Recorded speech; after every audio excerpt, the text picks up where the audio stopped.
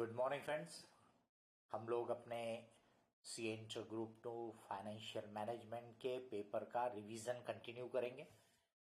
6 chapter हो चुके हैं, 7 चैप्टर हम लेंगे। ये 6 चैप्टर जो कैपिटल बजटिंग था उसी से कनेक्टेड हम आगे बढ़ रहे हैं। Adjustment of risk and uncertainty in capital budgeting. Risk और अनसर्टेनिटी का जो डिफरेंस है ये भी हम देख चुके हैं। यहां फिर से हम उसको आगे देखेंगे। ठीक है। रिस्क एंड अनसर्टेनिटी ये इंटरचेंजेबली वर्ड यूज होते हैं, यानी दोनों को हम एक सरी का यूज करते हैं जबकि उनके मीनिंग में फर्क है। रिस्क यानी ऐसी कंडीशन है जिसको आप स्टैटिस्टिकली प्रूव कर सकते हो या जिसका आपके पास हिस्टोरिकल डाटा है, उसके ऊपर से आप बोल सकते हो कि ये चीज होने की ये पॉसिबिलिटी है। That is called risk. यानी वहां पे होगा नहीं होगा, लेकिन क्या क्या उसकी पॉसिबिलिटीज है, आउटकम है, वो फिक्स है, वो रिजिड है, वो नोन है, उसको हम बोलते हैं रिस्क। जैसे यहां एग्जांपल दिया है कि आप वो कॉइन को टॉस करते हो तो हेड या टेल, ये दो ही पॉसिबिलिटी है, either it will be head और इट विल बी टेल। अब ये कितना होने के चांस है, तो वो स्टैटिस्टिकली अगर हम उसको बहुत बार रिपीट करेंगे तो 50-50 चांस है। तो इसको बोला जाता है risk. is a condition where one knows the possible outcomes and even maybe its probability, जो हम पास डाटा पे से निकाल सकते हैं, but does not know which one of this will occur। जैसे कि एग्जांपल दिया, throwing the coin। Uncertainty is a situation where even we don't know all possible outcomes। Most business decisions have uncertainty। तो business decision में basically uncertainty होती है, पर हम ये वर्ड दोनों एक सरी का यूज करते हैं। रिस्क एंड रिटर्न का आपस में रिश्ता है, क्योंकि जब हम रिस्क ले रहे हैं तो बट नेचुरल है हम वो रिस्क तभी लेंगे जब उसके लिए हमको कुछ एक्स्ट्रा रिटर्न मिलेगा। तो इसलिए रिस्क एंड रिटर्न ये एक दूसरे के साथ चलते हैं। Higher the risk, higher should be the return, otherwise people will not be interested in putting their money in that project. Lower the risk, lower will be the return, या lower can be the return, they will be happy with, they will be satisfied with. तो return यानी उसमें जो कमाई हो रही, और risk uncertainty यानी जो उसमें नुकसान होने की भी पॉसिबिलिटी है। तो हमने जो कुछ पैसा लगाया वो भी डूब सकता है, हमने जो इनकम की उम्मीद की वो भी कम ज्यादा हो सकती है। ये जो अनसर्टेनिटी होती है ये रिस्क है। और रिटर्न यानी जो हमारे को उस प्रोजेक्ट से कमाई होगी वो रिटर्न है। रिटर्न में रेगुलर रिटर्न भी आ जाता है और रिटर्न में कैपिटल एप्रिसिएशन भी आ जाता है। अब ये रिस्क रिटर्न के प्रोफाइल के अलग अलग 3 पॉसिबिलिटी दिए हैं। उसमें प्रोजेक्ट ए और प्रोजेक्ट बी को कंपेयर किया है। पहले वाले में आप देखेंगे हाई रिस्क ए की है और लो रिटर्न है, जबकि कंपेरेटिवली बी को देखेंगे तो लो रिस्क है, हाई रिटर्न है। तो यानी यहां पे बी जो है वो ए से बिल्कुल बेटर है, यानी कोई भी बी को ही एक्सेप्ट करेगा, ए को नहीं। सेकेंड ऑल्टरनेटिव में देखेंगे ए की लो रिस्क है, हाई रिटर्न है, बी की हाई रिस्क है, हाई रिटर्न है। तो यहां पे भी क्लियर चॉइस तो इन फेवर ऑफ ए जाती है, क्योंकि कम रिस्क में ज्यादा रिटर्न है। But there can be some people who may go for B, क्योंकि रिस्क या अनसर्टेनिटी का मतलब वन साइडेड नहीं होता है एक्चुअल में। अगर नुकसान हो सकता है तो फायदा भी हो सकता है। तो फ्लक्चुएशन जब होता है, जो आप बाद में स्टैंडर्ड डेविएशन के नाम से पढ़ते हो, तो वो जो डेविएशन होता है वो दो बोथ वे पॉसिबल होता है। तो फेवरेबल भी हो सकता है मूवमेंट और एडवर्स भी हो सकता है। तो इसका मतलब इसमें अगर हाई रिस्क है तो नुकसान ज्यादा हो भी सकता है और फायदा भी ज्यादा हो सकता है, तो जिसको बोलते हैं रिस्क सीकर लोग। तो जो रिस्क सीकर होगा वो बी के तरफ जा सकता है। बट हम लोग जो डिसीजन लेते हैं वो रिस्क अवर्शन के प्रिंसिपल पे लेते हैं, यानी हम मान के चलते हैं कि जो जनरल इन्वेस्टर है वो रिस्क अवर्स है, तो वो कम रिस्क में अगर ज्यादा रिटर्न दे रहा है तो वो उसी को प्रिफर करेगा, और अगर उसको रिस्क ज्यादा मिल रही है तो उसके बदले में हायर रिटर्न उसको चाहिए। थर्ड वाले में आप देखेंगे ए में हाई रिस्क हाई रिटर्न है, बी में लो रिस्क लो रिटर्न है। अब यहाँ पे क्लियर चॉइस नहीं हो सकती है। इसका मतलब एक पहले वाले ऑल्टरनेटिव में कोई भी, ये यहाँ पे अपन बोल सकते पहले वाले में बी को सिलेक्ट करेगा, दूसरे वाले में ए को कोई भी क्लियर सिलेक्ट करेगा, लेकिन तीसरे वाले में जो है वो डिपेंड करता है पर्सन के एटीट्यूड टूवर्ड्स रिस्क में, क्योंकि ज़्यादा रिस्क में ज़्यादा रिटर्न है, कम रिस्क में कम रिटर्न है, तो ये पर्सन टू पर्सन डिफर करेगा। कोई ए को प्रेफर करेगा, कोई बी को। ए नीचे कमेंट लिखा है, प्रोजेक्ट बी पहले वाले ऑल्टरनेटिव में low risk high return will be a clear choice over A. Second वाले में देखिए A will be a preferable over B. तीसरे वाले में this selection will depend upon the management policy, if they are ready to take risk then go for project A, and if they want to be safe then go for B and be satisfied with the low return. Similarly other combinations of risk and return can be made. अब ऐसे और combinations आप बना सकते हो, but basic philosophy, अगर risk ज्यादा है तो रिटर्न ज्यादा मिलना चाहिए, कम रिस्क में कम रिटर्न से हम सेटिस्फाई हो सकते हैं। Attitude to risk by individuals. अब ये 3 पॉसिबल सिचुएशन दी हुई है कि रिसेशन रहा तो ए में 90 मिल सकता है, बी में 0, यानी एडवर्स कंडीशन रही इकोनॉमी की, स्टेट ऑफ इकोनॉमी बहुत खराब रही तो ए फिर भी 90 देगा पर बी 0 देगा।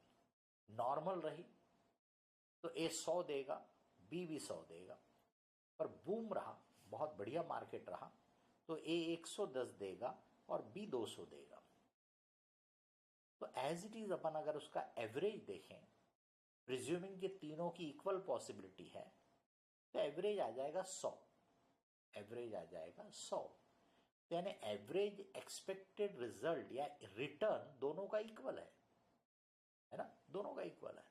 लेकिन अगर हम उसका रिस्क देखेंगे, यानी कि फ्लक्चुएशन होने की पॉसिबिलिटी, वेरिएशन होने की पॉसिबिलिटी, तो ए में देखो आप 90 से 110 उसका स्टैंडर्ड डेविएशन निकालोगे तो कम आएगा, पर बी में देखोगे आप तो 0 to 200, यानी उसमें डेविएशन होने की जो चांस है बहुत ज्यादा है। इसका मतलब वो पूरी तरह से गिरा के खराब कर सकता, बर्बाद कर सकता है, 0 पे ला सकता है, या फिर बिल्कुल आसमान पे चढ़ा सकता है, डबल कर सकता है ना।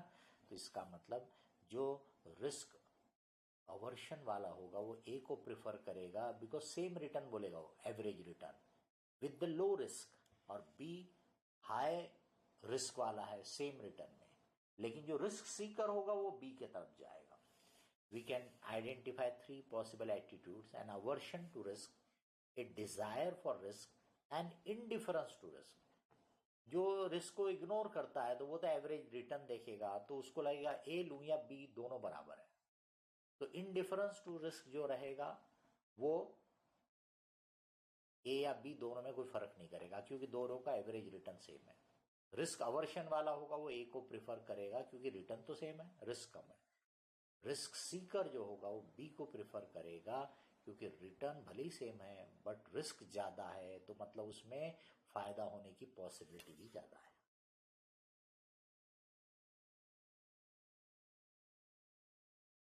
If we assume that the 3 states of economy are equally likely, that is equal weightage दे दो, तो average return आ गया 100।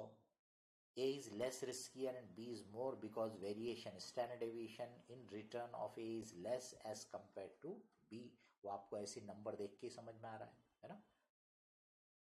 A risk seeker is one who, given a choice between more or less risky alternatives with identical expected values, prefer the riskier alternative। Faced with the same choice, a risk averter would select the less risky alternative। क्या लिखा था आपको? Given the identical expected value, यानी return यहाँ पे same है, और जो इनडिफरेंट पर्सन होगा उसको कोई फर्क नहीं पड़ता, उसके लिए दोनों बराबर है। रिस्क न्यूट्रल भी बोल सकते हो उसको, रिस्क न्यूट्रल। जनरल एटीट्यूड हम रिस्क अवर्शन का मान के पूरा फाइनेंशियल मैनेजमेंट पढ़ते हैं। हमारी डिसीजन मेकिंग की जो भी थ्योरी होती है वो सब रिस्क अवर्शन के प्रिंसिपल होती है। तो इसका मतलब सेम रिटर्न तो हम लो रिस्क को प्रेफर करेंगे, अदरवाइज ज्यादा रिस्क तो रिटर्न भी ज्यादा चाहिए। Sources of risk, some of the sources of risk are as follows कि रिस्क की अनसर्टेनिटी कहाँ से आती है। प्रोजेक्ट स्पेसिफिक रिस्क, जो आपका जो नेचर ऑफ बिजनेस है उससे जुड़ी हुई रिस्क है।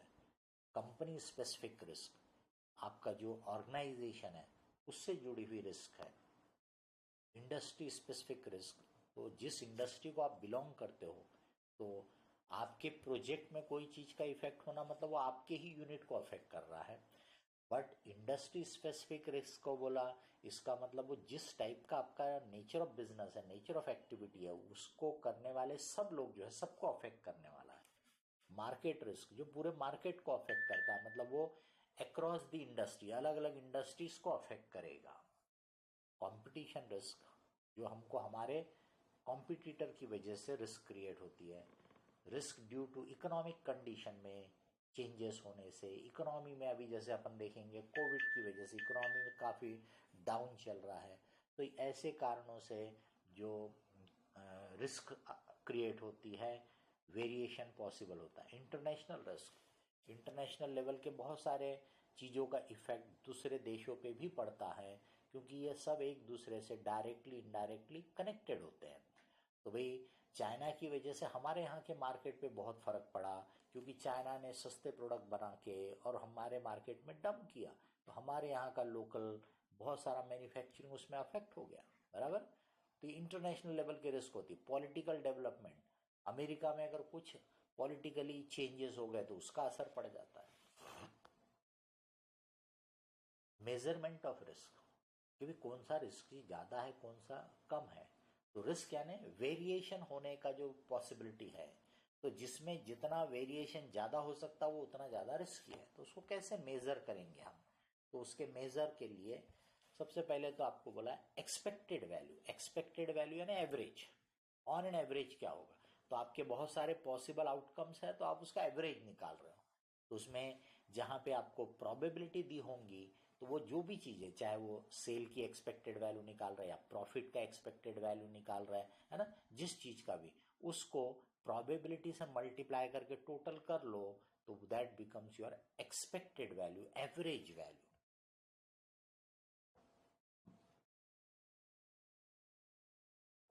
हाँ, वो फॉर्मूले का ही आ गया। स्टैंडर्ड डेविएशन, स्टैंडर्ड डेविएशन ये हमारे रिस्क का एक स्टैंडर्ड मेजर है। उसी के दो और आपको नीचे फॉर्मूले दिख रहे हैं, coefficient of variation and coefficient of standard deviation. वो दोनों में फर्क एक ही है कि एक को परसेंटेज में देख रहे हैं आप और एक को रेशियो के फॉर्म में देख रहे हैं, बाकी कोई फर्क नहीं है। तो स्टैंडर्ड डेविएशन जो होता है ये एब्सोल्यूट मेजर हो गया। अब दो चीजों के रिस्कीनेस को अगर आप कंपेयर कर रहे हैं, तो अगर वो दोनों सिमिलर साइज वाले होंगे तो इसका मतलब उनको आप डायरेक्टली स्टैंडर्ड डेविएशन से कंपेयर कर सकते हो। बट दो अगर छोटे और बड़े हैं तो नेचुरल है, जो बड़े रिजल्ट होंगे उसमें डेविएशन भी बड़ा रहेगा, तो इसमें तो कोई बड़ी बात नहीं है। तो जब आप स्टैंडर्ड डेविएशन का फिगर देखोगे तो यू मे गेट मिसलीड, तो वहां पे कोएफिशिएंट ऑफ वेरिएशन चाहिए, मतलब रिलेटिव टर्म्स में चाहिए। तो स्टैंडर्ड डेविएशन क्या एब्सोल्यूट टर्म्स में है, कोएफिशिएंट वेरिएशन क्या है रेशियो, रिलेटिव टर्म्स में है। कि हम बोलेंगे इस आपने एवरेज एनपीवी से स्टैंडर्ड डेविएशन को कंपेयर किया कि standard deviation divided by average NPV या एक्सपेक्टेड एनपीवी, दूसरे प्रोजेक्ट का भी standard deviation divide by expected NPV. तो ये जहाँ पे साइज ऑफ वो जो कंपैरिजन वाले आइटम है, जैसे कि इसका एक्सपेक्टेड एनपीवी और इसका एक्सपेक्टेड एनपीवी बहुत फर्क है, क्योंकि बहुत एक छोटा है एक बड़ा है, तो natural standard deviation directly compare करना ठीक नहीं है, तो वहां पे कोएफिशिएंट ऑफ वेरिएशन। वेरिएंस यानी स्टैंडर्ड डेविएशन का स्क्वायर, और स्टैंडर्ड डेविएशन यानी अंडर रूट ऑफ वेरिएंस। तो अंडर रूट ऑफ वेरिएंस को स्टैंडर्ड डेविएशन बोलते हैं, या स्टैंडर्ड डेविएशन के स्क्वायर को वेरिएंस बोलते हैं। डिस्पर्शन, मीन वैल्यूज है ना, एवरेज वैल्यू से जितनी उनकी दूरी रहती है उसको डिस्पर्शन बोलते हैं। Dispersion is a spread of data from central tendency, that is mean और average. Higher the dispersion, higher is the uncertainty, that is lower is the chance of result being equal to expected value. तो जैसे अभी अपन ने देखा था 90, 100, 110, तो इसमें 100 के आसपास आने के चांसेस बहुत ज़्यादा रहेंगे, लेकिन 0, 100 और 200 इसमें 100 के आसपास रहेंगे ऐसा जरूरी नहीं है। 100 से काफ़ी कम भी रह सकते हैं, 100 से काफ़ी ज़्यादा भी रह सकते हैं, क्योंकि उसमें डिस्पर्शन बहुत ज़्यादा है। We will be using two measures of dispersion, standard deviation, coefficient of variation, already बताया आपको। If projects for comparison are of similar size on the basis of cash inflow, अगर cash inflow का आप calculation कर या NPV, then we see standard deviation for ranking their riskiness. Higher standard deviation, higher risk, higher discounting का rate, lower certainty equivalent। ये अपन आगे देखेंगे कि रिस्क को कैपिटल बजटिंग के डिसीजन मेकिंग में कैसे एडजस्ट करना, तो उसका ये एक लोअर सर्टेनिटी इक्विवेलेंट का एक चक्कर होता है, तरीका होता है। तो हायर स्टैंडर्डेशन मतलब हायर रिस्क है, तो डिस्काउंटिंग के लिए या तो हायर रेट लो, या सर्टेनिटी इक्विवेलेंट को अप्लाई कर रहे होंगे तो कम रहेगा, वो लोअर रहेगा। If project sizes differ, then we should compare coefficient of variation for ranking their riskiness। तो अगर डिफरेंट साइज है तो कोएफिशिएंट ऑफ वेरिएशन को लो। हायर कोएफिशिएंट ऑफ वेरिएशन मतलब higher risk, higher discounting rate, lower certainty equivalent. Standard deviation एक formula ये है जिसमें प्रोबेबिलिटी नहीं दी होगी, नंबर ऑफ आइटम दिए होंगे, नंबर ऑफ रिजल्ट। तो मतलब मान लो कि एनपीवी की 4 कैलकुलेशन दे दी, 5 कैलकुलेशन दे दिए, उसकी कोई प्रोबेबिलिटी नहीं दी, तो इसका मतलब अपन बोलेंगे उनकी इक्वल पॉसिबिलिटी है। वहां पे ये फॉर्मूला है √1/n, यानी जितने नंबर थे उससे डिवाइड कर रहे हैं। किस चीज को डिवाइड करें? सम, यानी टोटल। काय का टोटल है? x यानी इंडिविजुअल आइटम, x बार जो है मतलब मीन, एवरेज। तो मीन वैल्यू से जो इंडिविजुअल आइटम का डिफरेंस है उसका आपने, उसको अपन डेविएशन बोल सकते हो। डेविएशन का स्क्वायर किया, मीन से जो डेविएशन था उसका स्क्वायर किया, उसका सम किया और उसको n से डिवाइड कर दिया और फिर उसका अंडर रूट निकाला। तो that is the square of, ये under root of square of deviation. ये देखिए डेविएशन से ये डेविएशन है, ये उसका स्क्वायर किया अपन ने, है ना। तो स्क्वायर ऑफ डेविएशंस को अंडर रूट निकाला, तो दैट इज स्टैंडर्ड डेविएशन। बता दिया आपको मीनिंग इसका मैंने। प्रोबेबिलिटी दी होंगी तो फिर आप ये वाला फॉर्मूला लगा सकते हो। इसमें भी अंडर रूट निकालना है। काय का अंडर रूट निकालना है? तो देखिए x यानी वो इंडिविजुअल वैल्यू है, ex जो लिखा है यानी वो एक्सपेक्टेड वैल्यू है। एक्सपेक्टेड वैल्यू, मीन वैल्यू बोल सकते हैं, एक्सपेक्टेड वैल्यू है। तो आप वो एक्सपेक्टेड वैल्यू से इंडिविजुअल वैल्यू का डिफरेंस निकाल के उसका स्क्वायर कर रहा है और उसके बाद उसको प्रोबेबिलिटी से मल्टीप्लाई कर दे रहा है। वो प्रोबेबिलिटी यानी एक तरह से वेटेज कि उसके होने की पॉसिबिलिटी कितनी है। तो आपने डेविएशन निकाला। डेविएशन क्या है? इंडिविजुअल आइटम का मीन से डिफरेंस, उसका स्क्वायर किया, उसको प्रोबेबिलिटी से मल्टीप्लाई किया और फिर उसका सम कर लिया और इसका अंडर रूट निकाला। तो that is standard deviation.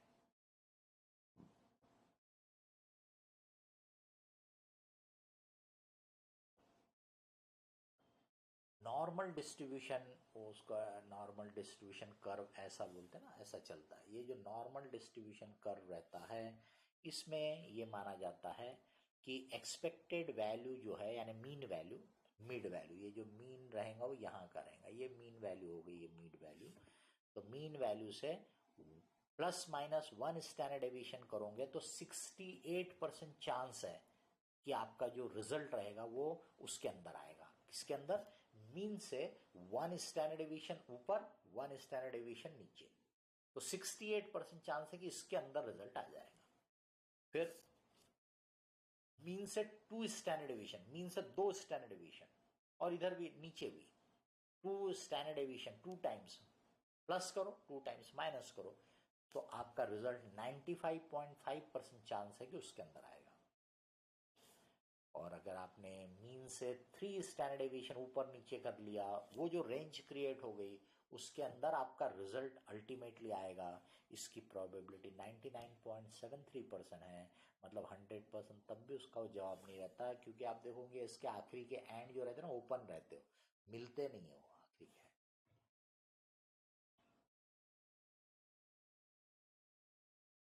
Coefficient of variation ये अपन ऑलरेडी देखा है, रिलेटिव मेजर है, स्टैंडर्ड डेविएशन को एनपीवी की मीन वैल्यू से डिवाइड कर दो, उसी में परसेंटेज में नहीं लिया तो उसको कोएफिशिएंट ऑफ स्टैंडर्ड डेविएशन बोला हुआ है। वेरिएंस ऑफ, तो वेरिएंस यानी स्टैंडर्ड डेविएशन का स्क्वायर। अब वो आपने अंडर रूट मत करो, अंडर जो अपन ने फॉर्मूले देखे वही फॉर्मूले, उसमें अंडर रूट मत करो, तो वही फॉर्मूले जो आपको रिजल्ट देंगे वो वेरिएंस हो गया। क्योंकि वेरिएंस का अपन जब अंडर रूट करते हैं तो वो आ जाता है स्टैंडर्ड डेविएशन। अब यहाँ पे अपन जो स्टैंडर्ड कॉस्टिंग में जो स्टैंडर्ड डेविएशन अपने जो वेरिएंस बोलते हैं वो नहीं है, स्टैंडर्ड कॉस्टिंग का वेरिएंस ये वेरिएंस नहीं है, वो दो अलग चीजें हैं। प्रोबेबिलिटी यानी किसी चीज के होने की चांसेस, कितने चांसेस हैं, लाइक्लीहुड कि ये ऐसा होगा, उसको अपन बोलते हैं प्रोबेबिलिटी। ऑब्जेक्टिव प्रोबेबिलिटी मतलब जिसका आपके पास कोई स्टैटिस्टिकल बेसिस है, हिस्टोरिकल डाटा है जिसको आप प्रूव कर सकते हो, तो उसको ऑब्जेक्टिव प्रोबेबिलिटी बोलते हैं। बिजनेस में ऑब्जेक्टिव प्रोबेबिलिटी हमेशा नहीं पॉसिबल होती है, तो वहां पे सब्जेक्टिव प्रोबेबिलिटीज यानी मैनेजमेंट के जो लोग होते हैं, डिसीजन मेकर जो होते हैं, वो अपने एक्सपीरियंस पे से, अपना उनका जो एक्सपीरियंस है इतने समय का, उस पे से वो प्रोबेबिलिटी असाइन कर देते हैं, उसको अपन बोलते हैं सब्जेक्टिव प्रोबेबिलिटी। ठीक है, प्रोबेबिलिटी डिस्ट्रीब्यूशन, और यानी आपने इंडिविजुअल वैल्यू को उसके प्रोबेबिलिटी से मल्टीप्लाई किया तो उस पे से एक्सपेक्टेड वैल्यू आ जाती है। तो एक्सपेक्टेड वैल्यू क्या है, एवरेज है। एक्सपेक्टेड वैल्यू यानी क्या है, वेटेड एवरेज है, measuring the amount of uncertainty. In addition to the expected value of the profits for the various alternatives, management is also interested in the degree of uncertainty of the expected future profits. For example, let us assume that probability distribution is of product A as follows. अब ये loss 4,000 तक हो सकता है और profit 22,000 तक, दोनों की प्रोबेबिलिटी 50-50 दी है, तो उसका जो एक्सपेक्टेड वैल्यू आया 9,000 आया, कि 9,000 का प्रॉफिट होने के चांस है। पर इसका स्टैंडर्ड डेविएशन कैलकुलेट करेंगे तो काफ़ी ज़्यादा आएगा, क्योंकि 4,000 माइनस से 22,000 तक के बीच का डेविएशन है। सिमिलरली प्रोडक्ट बी, जिसकी प्रोबेबिलिटी डिस्ट्रीब्यूशन में दो अल्टरनेटिव दिया है कि 6,000 होगा या 10,000 होगा, वहाँ -4,000 और 22,000 था, यहाँ 6,000 और 10,000 है, एवरेज इसका 8,000 है। तो आप देखोगे उसमें 9,000 एवरेज रिटर्न है, इसमें 8,000 है। कोई बोलेगा वो अच्छा है, लेकिन उसमें स्टैंडर्ड डेविएशन बहुत ज़्यादा है, उसमें स्टैंडर्ड डेविएशन बहुत ज़्यादा है, इसमें स्टैंडर्ड डेविएशन काफ़ी कम रहेगा, यानी रिस्क बी में कम है, ए में ज़्यादा है। अभी एक और दे दिया सी, इसमें 4,000 और 12,000 बोला, तो इसमें बी से ज़्यादा वेरिएशन आएगा। इसमें एक्सपेक्टेड रिजल्ट इसका भी 8,000 है, तो बी और सी को करेंगे तो दोनों में सेम रिजल्ट मिल रहा है, पर बी में रिस्क कम है, सी में रिस्क ज़्यादा है। पर बी और ए में कंपेयर करेंगे तो ए में रिस्क ज़्यादा है बट रिटर्न भी थोड़ा ज़्यादा है।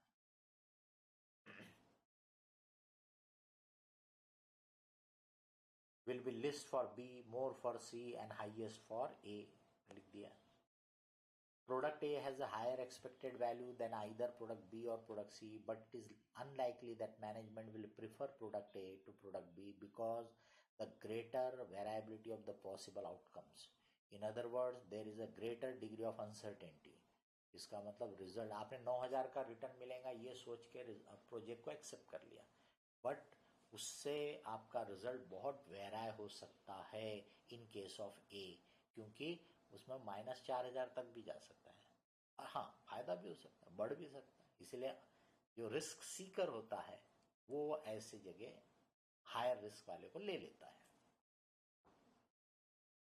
Method of accounting for risk, अब भाई रिस्क तो मेजर कर लिया, अब लेकिन उसको इवेल्युएट करते समय कैसे एडजस्ट करने का, the application of various possibilities probabilities of cash flows. तो एक तो ये होता है कि प्रोबेबिलिटी आपने निकाली, यानी अलग अलग पॉसिबिलिटी निकाल के उसको प्रोबेबिलिटी से मल्टीप्लाई करके एवरेज निकाल लिया, तो वो रिजल्ट अचीव करने की पॉसिबिलिटी ज़्यादा रहती, ये मान लिया जाता है। इसका मतलब एक तो थ्योरी ये बोलती है कि भाई आपने एक्सपेक्टेड वैल्यू निकाला, मतलब उसमें प्रोबेबिलिटी से मल्टीप्लाई कर दिया, तो फिर वो रिस्क एडजस्ट हो। अब उसमें अलग से कोई रिस्क को एडजस्ट करने की जरूरत नहीं है। एक तरीका होता है कि वेराइंग डिस्काउंट रेट, तो मतलब आपने जैसे जैसे रिस्क बढ़ेगी वैसे वैसे डिस्काउंटिंग का रेट भी बढ़ाते जाओगे। एक होता है कि हम डिस्काउंटिंग का रेट तो कांस्टेंट रखेंगे, बट हमारे जो कैश फ्लो है, तो जिसमें रिस्क ज़्यादा है, जिसमें डेविएशन ज़्यादा है, उनमें हम लोअर सर्टेनिटी इक्विवेलेंट का वेटेज देंगे, तो उसको कम वाले फैक्टर से मल्टीप्लाई करेंगे, यानी कैश फ्लो को कम कर देंगे, रेट को नहीं बढ़ाएंगे। उसमें रिस्क ज़्यादा है, उसमें डेविएशन ज़्यादा है, तो उसके रेट को बढ़ाने के बदले कैश फ्लो को कम करेंगे सर्टेनिटी इक्विवेलेंट के यूज से। सेंसिटिविटी एनालिसिस, कि हमारा जो कोई भी प्रोजेक्ट है वो किन फैक्टर से ज़्यादा अफेक्ट हो सकता है, to which factor it is more sensitive. बोलो सर इससे क्या फ़ायदा होगा, जब अगर अपने को मालूम है कि अपना प्रोजेक्ट जो अपन ने मान लो एक्सेप्ट कर लिया है, उसके बाद भी ये काम का है, और अगर एक्सेप्ट करने के समय भी है तब भी ये काम का है, कि भाई अपने को ये प्रोजेक्ट अदरवाइज अट्रैक्टिव लग रहा, फिर अपन ने सेंसिटिविटी एनालिसिस की, तो अपन ने देखा कि this project is very sensitive to a particular factor, और वो फैक्टर वेराय होने की हमको पॉसिबिलिटी बहुत लग रही है, तो इसका मतलब ये गड़बड़ होने के चांसेस ज्यादा बता रहा है, तो हम बोलेंगे मत लो ये प्रोजेक्ट को। ठीक है, अगर हमको लगा कि ये जो प्रोजेक्ट की सेंसिटिविटी है, ये जो वर्स्ट वाले फैक्टर है उसको भी जितना ये सेंसिटिव है, वो वर्स्ट फैक्टर भी अगर हुआ तो भी हमारा प्रोजेक्ट वायबल रहेगा, तो हम बोल सकते कि भी गो फॉर इट। अब अगर आपने प्रोजेक्ट एक्सेप्ट कर लिया उसके बाद भी सेंसिटिविटी एनालिसिस आपको कैसे मदद करेगी, कि आपको मालूम है कि आपका प्रोजेक्ट किन फैक्टर को ज़्यादा सेंसिटिव है, तो जब आप प्रोजेक्ट को इम्प्लीमेंट करोगे तो आप उन फैक्टर पे ज़्यादा मॉनिटरिंग करोगे, ध्यान दोगे, ताकि अगर उसमें थोड़ा भी गड़बड़ी हो तो अपन रेमिडाइंग एक्शन क्या है वो ले सकते हैं।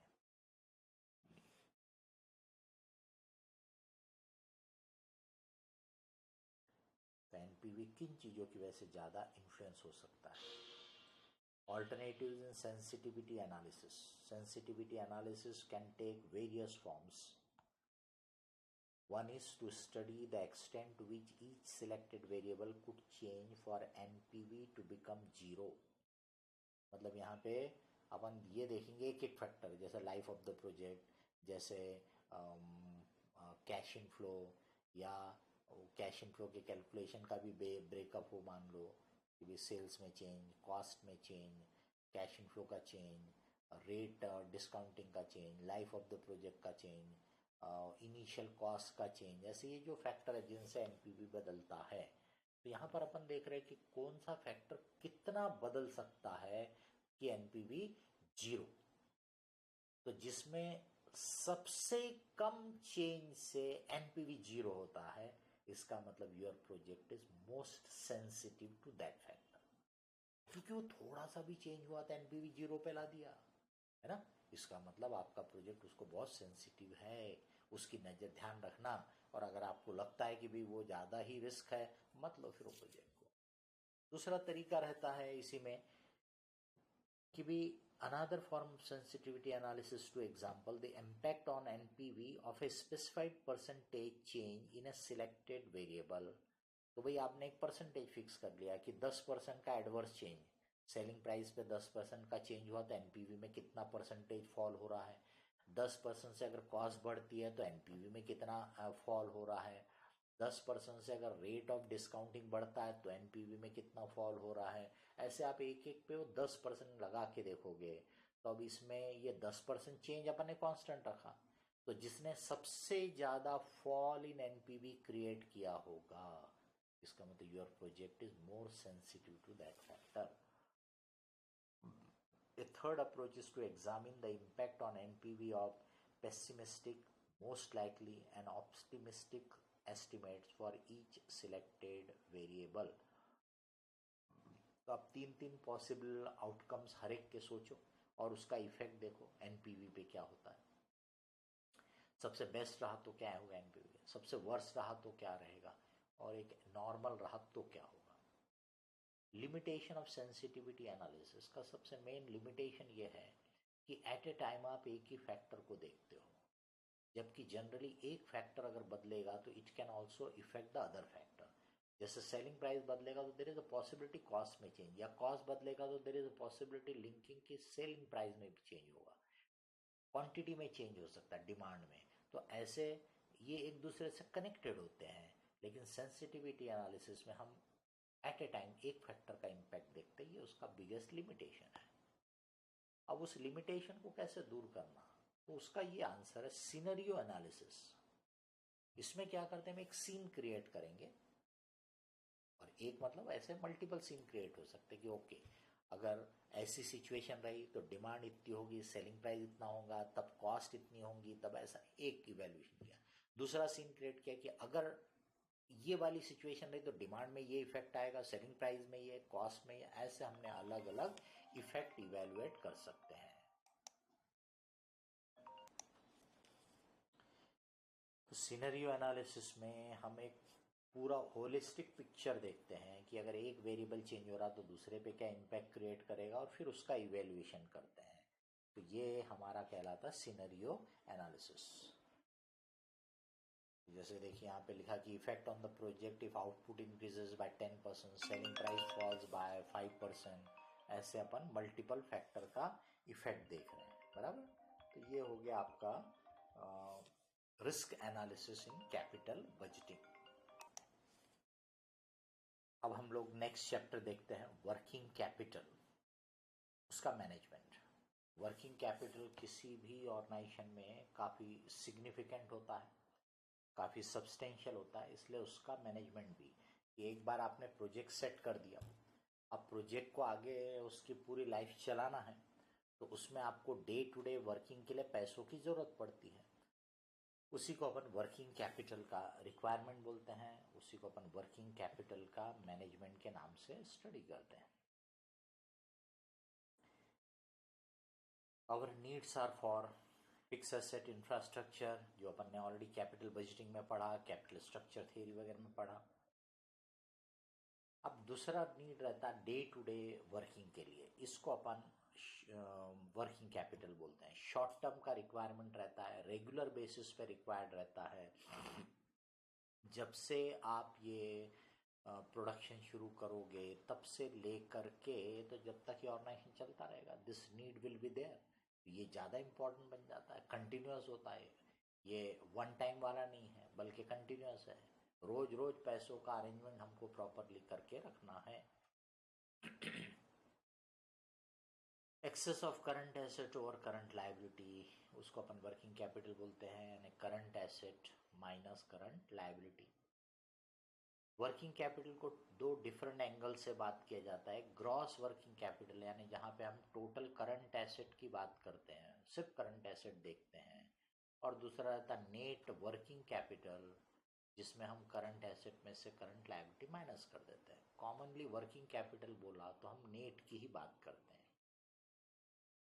Other names working capital is also known as circulating capital, fluctuating capital, revolving capital. एक खत्म होता है फिर उसकी जगह दूसरा आता जाता है, सर्कुलेट होता रहता है. पैसे से मटेरियल आया, मटेरियल से डब्ल्यू आई पी से फिनिश, ऐसे तो सर्कुलेट. फ्लक्चुएट होता है, उतार चढ़ाव भी होता रहता है इसमें. ये कांस्टेंट नहीं रहता, उसका लेवल कम ज़्यादा होता रहता है depending upon your production sales. Working capital cycle, the journey in a business concern starting with cash and again finally reaching to cash through कौन सी स्टेजेस से वो कैश पास हो रही है, raw material, work in progress, finish goods and debtor stage. Is known as working capital cycle. Operating cycle भी उसको अपन बोलते हैं। Availability of credit from supplier will reduce operating cycle. जब आप उसको टाइम में मेजर करोगे तो आपको जो क्रेडिट मिलती है उससे वो आपके ऑपरेटिंग साइकिल के पीरियड को कम कर देता है। We can put this operating cycle in a pictorial form as follows. ये उसका है कि यहाँ से आपने कैश से शुरुआत की है, यहाँ से आपने कैश से शुरुआत की, मटेरियल वगैरह खरीदा, बराबर। फिर और उसमें आप जैसे लेबर वगैरह के पेमेंट करोगे तो वर्क इन प्रोग्रेस, लेबर खर्चे का पेमेंट किया तो वर्क इन प्रोग्रेस बन गया। वर्क इन प्रोग्रेस जब फिनिश हुआ यानी और उस पर लेबर ओवरहेड खर्च किए तो बन गया फिनिश गुड्स, बराबर। तो पहले वो कैश की ज़रूरत पड़ी इनपुट खरीदने से, वो रॉ मटेरियल स्टॉक रखा, फिर और आगे बढ़े तो वर्क इन प्रोग्रेस वो भी स्टॉक में रहेगा, फिर फिनिश गुड्स लेवल पे भी स्टॉक रहेगा।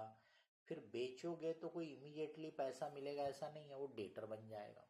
वो डेटर के फॉर्म में भी काफ़ी दिन तक रुका रहेगा डिपेंडिंग अपॉन क्रेडिट पीरियड। फिर उसका कलेक्शन होगा तो वो बनेगा कैश। फिर से ये कैश से material, wages and so on, ये साइकिल है। इसलिए इसको बोलते हैं ऑपरेटिंग साइकिल या working capital cycle. The length of operating cycle will depend upon the length of each component in it.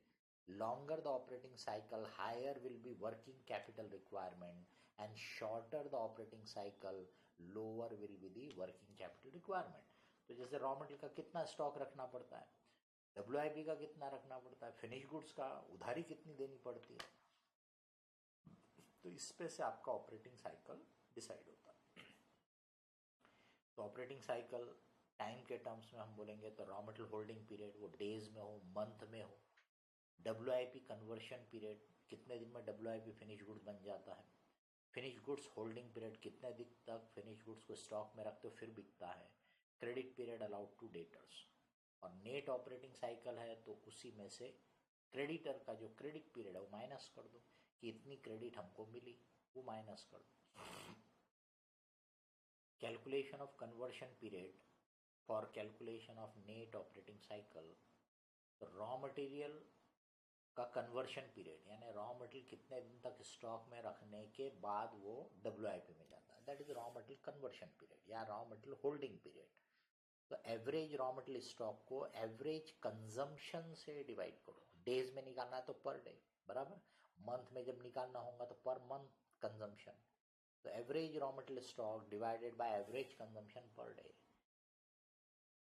जहां पे कंजम्पशन का फिगर ना दिया हो तो परचेस का फिगर ले सकते हैं आप। WIP कन्वर्शन पीरियड, तो वर्क इन प्रोग्रेस कितने दिन तक उसी फॉर्म में रहता है, तो average WIP stock divided by average cost of production per day. WIP के लिए हम average cost of production per day ले रहे हैं क्योंकि WIP में मटेरियल भी है, लेबर भी है, वेजेस भी है, इसीलिए कॉस्ट ऑफ प्रोडक्शन को बेस बना रहे हैं। अब कॉस्ट ऑफ प्रोडक्शन ना हो तो कॉस्ट ऑफ गुड्स सोल्ड को बेस बना सकते हो। फिनिश गुड्स कन्वर्शन पीरियड, यहाँ पे एवरेज फिनिश गुड्स स्टॉक को average cost of goods sold per day ले रहे हैं क्योंकि अब ये फिनिश गुड्स बन गया था, अब ये बेचने के लिए रखा हुआ है, इसलिए फिनिश गुड्स स्टॉक को अपन cost of goods sold per day से कंपेयर कर रहे हैं। Average cost of goods sold per day. अगर कॉस्ट ऑफ गुड्स सोल्ड ना मालूम हो तो कॉस्ट ऑफ प्रोडक्शन यूज कर सकते हैं हमें। इसका मतलब WIP में कॉस्ट ऑफ प्रोडक्शन को प्रेफरेंस, फिनिश गुड्स की इसमें कॉस्ट ऑफ गुड्स सोल्ड को प्रेफरेंस। अब जो बिल है आपके डेटर्स है, बुक डेट्स जिसको अपन बोलेंगे, तो बुक डेट कन्वर्शन पीरियड या debtors conversion period, average book debt यानी debtor divided by average value of credit sales per day. Credit sales per day.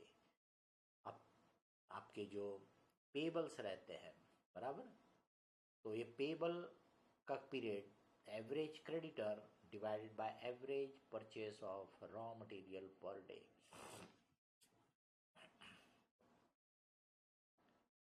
Payment deferment period word उसको use किया है, payment deferment period. The above calculation is in days, alternatively it can be in month. तो मैंने पहले ही बोला आपको financing of working capital, okay, उसको finance कैसे करना, We can divide the sources of financing as follows. Long term sources, उसमें owner का पैसा इक्विटी से हो, प्रेफरेंस से हो, रिटेन अर्निंग से हो.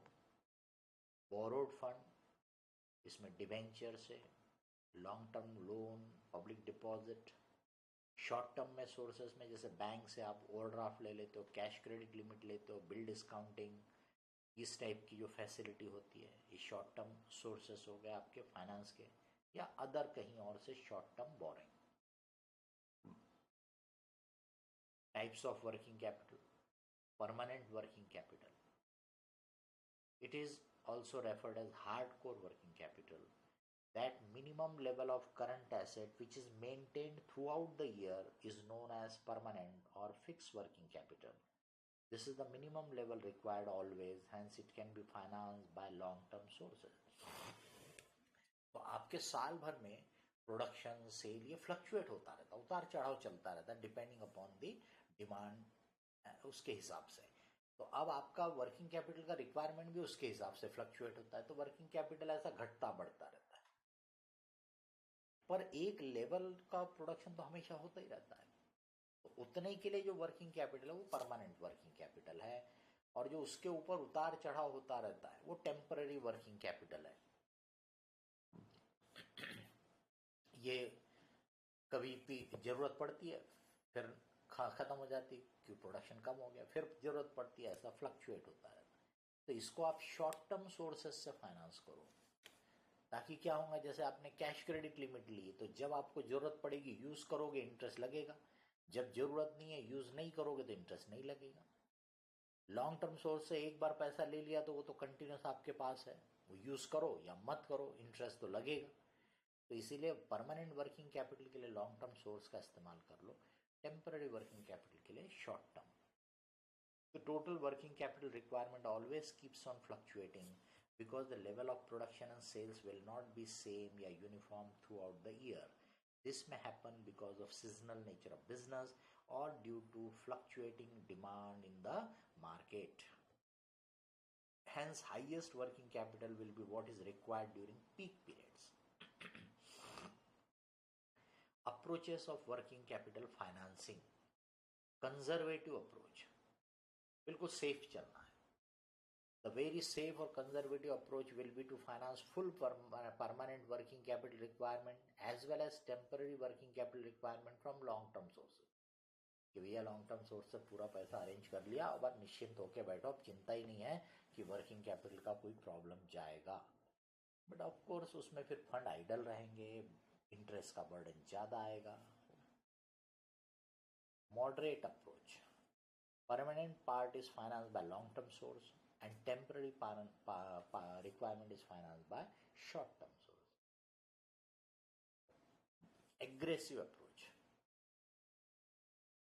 Only a small part of permanent working capital is financed by long-term source and the balance permanent and all temporary working capital is financed by short-term sources. Short-term sources जब जरूरत नहीं है पैसे वापस कर सकते हो सकता है आपको थोड़ा सा सस्ते में मिल रहा हो, बराबर. तो ये सब वजह से ये इसको बोला गया एग्रेसिव अप्रोच. लेकिन इसमें रिस्क इन्वॉल्व है, क्योंकि जब आपको अचानक डिमांड आई, पैसों की जरूरत पड़ी, और अगर आप शॉर्ट टर्म सोर्स का पैसा अरेंज नहीं कर पाए तो प्रॉब्लम जा सकता है, या ऐसे समय में लेंडर में चार्ज यू हैवीली, तो वो कॉस्ट पड़ सकता है. एस्टिमेशन ऑफ वर्किंग कैपिटल या calculation of working capital, quantum कैसे निकालना, कितना वर्किंग कैपिटल का रिक्वायरमेंट है. तो working capital keeps on changing, hence usually it is calculated every year. In case of seasonal business, it can be calculated separately for season and off season. While forecasting working capital requirement, it should be borne in mind that working capital requirements are to be determined on an average basis for the whole year and not at any specific point of time. तो हम किसी एक particular point of time को ध्यान में नहीं रखते. हम लोग जो कैलकुलेशन क्या करते हैं वो पूरे साल के एवरेज बेसिस पे निकालते हैं, ऑन एन एवरेज बेसिस पे हम निकाल लेते हैं. Working capital can be forecasted on any of the following 4 ways. As a percentage of sales, हम पास डाटा पे से देखते हैं कि हमारा वर्किंग कैपिटल का रिक्वायरमेंट सेल्स का कितना परसेंटेज बैठता है. तो फिर अगले साल के लिए हमने कितना सेल करेंगे उसका फोरकास्टिंग करते हैं, उस पर वो परसेंटेज लगा दिया तो वर्किंग कैपिटल का फिगर निकल गया, मतलब वो बिल्कुल सिंपल मोस्ट हो गया। तो दूसरा है as a percentage of project cost या फिक्स कॉस्ट। ये इनिशियली ज़्यादा होता है जब नया नया प्रोजेक्ट सेटअप किया जाता है, कि यहाँ पर हम जो बिजनेस में हमने जितना फिक्स एसेट लगाया या प्रोजेक्ट की जो कॉस्ट है हमारी, उसका कुछ परसेंटेज ऐसा कैलकुलेट हो जाता है on the basis of operating cycle. तो जैसे ऑपरेटिंग साइकिल निकाला कि भाई 5 महीने आ रहा है, तो पर मंथ का आपका जो कॉस्ट ऑफ गुड्स सोल्ड होगा उससे आपने मल्टीप्लाई कर दिया, वो आपको मिल गया वर्किंग कैपिटल का रिक्वायरमेंट।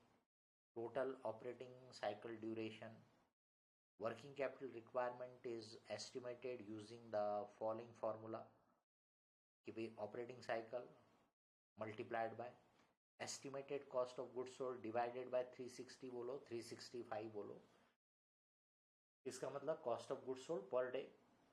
तो operating cycle multiplied by cost of goods sold, ये आ गया आपका requirement, plus desired cash balance as a additional cushion के तौर पे कैश बैलेंस अलग से ऐड कर दिए।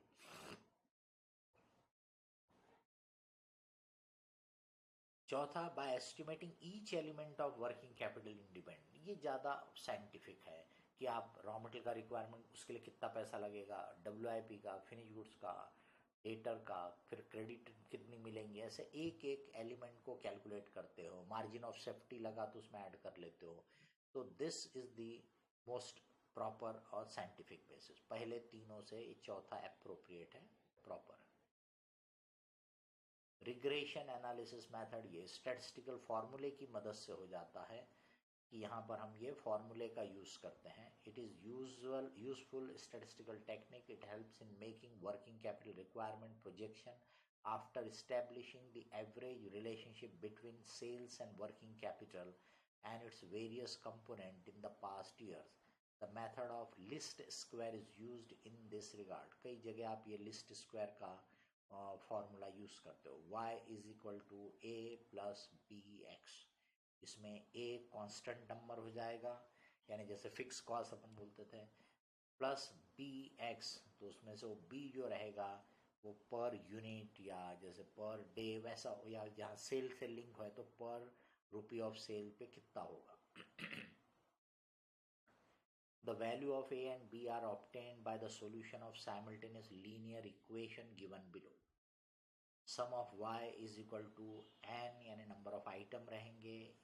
a जो अभी नोन नहीं है ये फॉर्मूले सॉल्व करने से मिलेगा, प्लस b जो नोन नहीं है फॉर्मूला सॉल्व करने से मिलेगा। सम ऑफ x यानी जैसे यहाँ पे सेल से लिंक करके आप वर्किंग कैपिटल का रिक्वायरमेंट कैलकुलेट कर रहे हो, तो सेल के फिगर दिए होंगे आपको, ठीक है। सम ऑफ दैट x नीचे sum of xy is equal to sum of a multiplied by sum of x plus b multiplied by sum of x square का सम बराबर। तो x का सम भी इसमें यूज हो रहा, x स्क्वायर का सम भी यूज हो रहा, और उसकी मदद से जब ये दोनों इक्वेशन को आप सॉल्व करोगे तो आपको a और b की वैल्यू मिल जाएगी।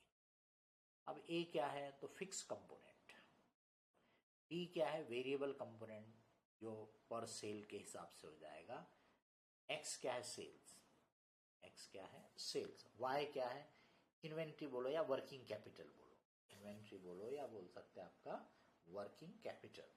नंबर ऑफ ऑब्जर्वेशन n यानी नंबर ऑफ ऑब्जर्वेशन, ये आपको कराया भी है, क्लास में भी कराया होगा, किसी और कॉन्टेक्स्ट में भी कराया हो सकता है। The relationship between sales X and working capital Y is given by this equation. Cash cost of working capital, अभी तक अपन ने देखा कि जो अपन कॉस्ट ऑफ गुड्स सोल्ड या कॉस्ट ऑफ प्रोडक्शन देख रहे हैं तो उसमें पूरी कॉस्ट ऑफ प्रोडक्शन आ जाती है, मतलब उसमें डेप्रिसिएशन जैसा नॉन कैश एक्सपेंडिचर भी आ जाता है। तो जब आपको अगर बोले cash cost of working capital निकालो तो आपको इन कॉस्ट में से डेप्रिसिएशन जैसा नॉन कैश एक्सपेंडिचर हटाना है। तो वो डेटर में भी है, क्योंकि डेटर यानी cost of goods sold plus profit margin, तो उसमें भी है, वो आपके वर्क इन प्रोग्रेस में भी है, वो आपके फिनिश गुड्स में भी है। बराबर।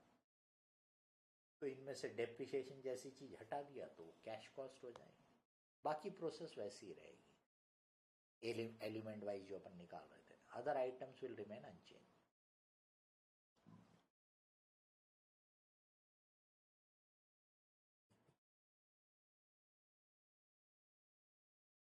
Safety margin, provision for contingency.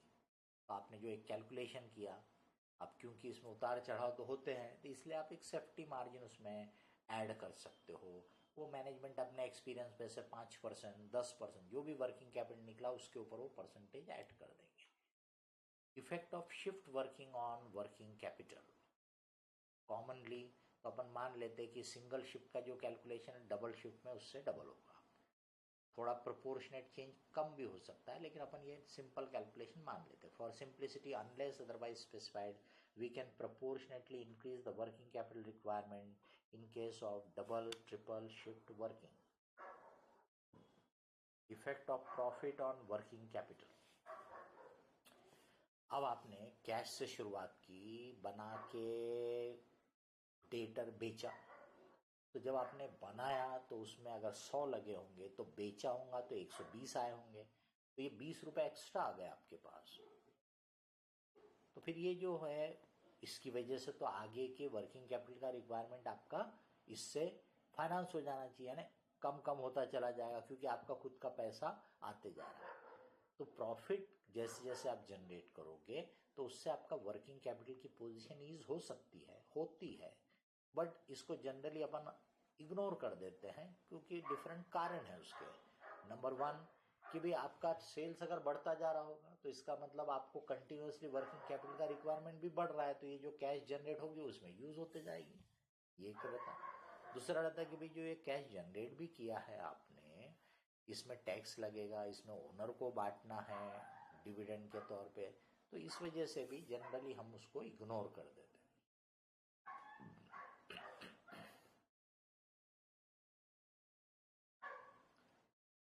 तो एक्सेस रहता हो प्रॉफिट।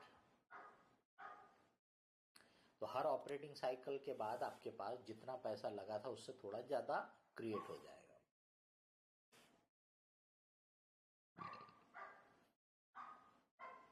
और अगर सेल्स बढ़ रहे होंगे तो वो उसमें लग जाएगा, कुछ एडिशनल नीड होंगे उसमें चला जाएगा, कुछ टैक्सेस डिविडेंड में सब में चला जाएगा। इसीलिए यहाँ पे अपन उसको जनरली अलग से कंसिडर नहीं करते।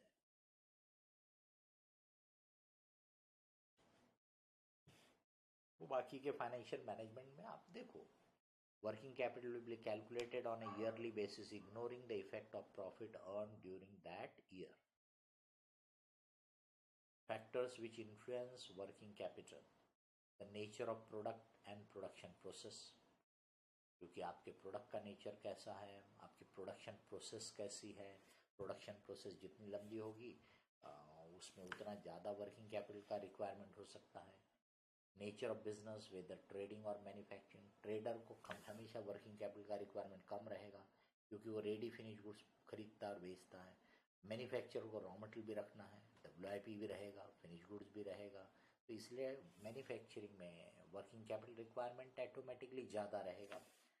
Time lag in replenishing the stock of raw material and it's availability.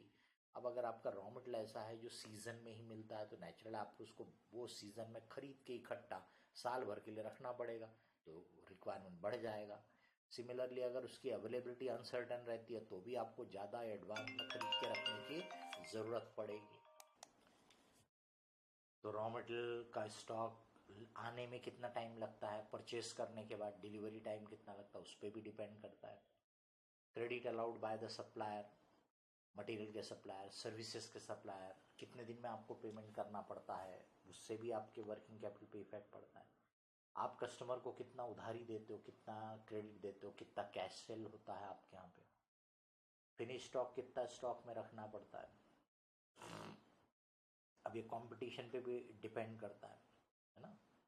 फिर whether unit is dealing in a single product और मल्टी प्रोडक्ट, क्योंकि ज़्यादा प्रोडक्ट में डील करते हो तो हर एक प्रोडक्ट का स्टॉक तो रखना पड़ेगा, तो नेचुरल आपका रिक्वायरमेंट बढ़ जाएगा। वेदर सिंगल और मल्टी मॉडल क्वालिटी प्रोडक्ट है ना, आपके प्रोडक्ट जैसा भी टीवी है, अगर आप एक कंपनी का भी रखोगे तो उसके अंदर मॉडल 10 रहते हैं, तो आपको ऑटोमेटिकली स्टॉक का रिक्वायरमेंट बढ़ जाता है। ये डिपेंड करेगा इन सब फैक्टर्स पे। मार्केट कंपटीशन ज़्यादा रहेगी तो भी आपको सफिशेंट ऑल्टरनेटिव्स, वैरायटी रखना पड़ता है। Management policy on safety margin, कितनी सेफ्टी मार्जिन आप उस पर रखोगे, 5%, 10%। अवेलेबिलिटी ऑफ कैश, कितनी कैश अवेलेबल रखना है लिक्विड फॉर्म में।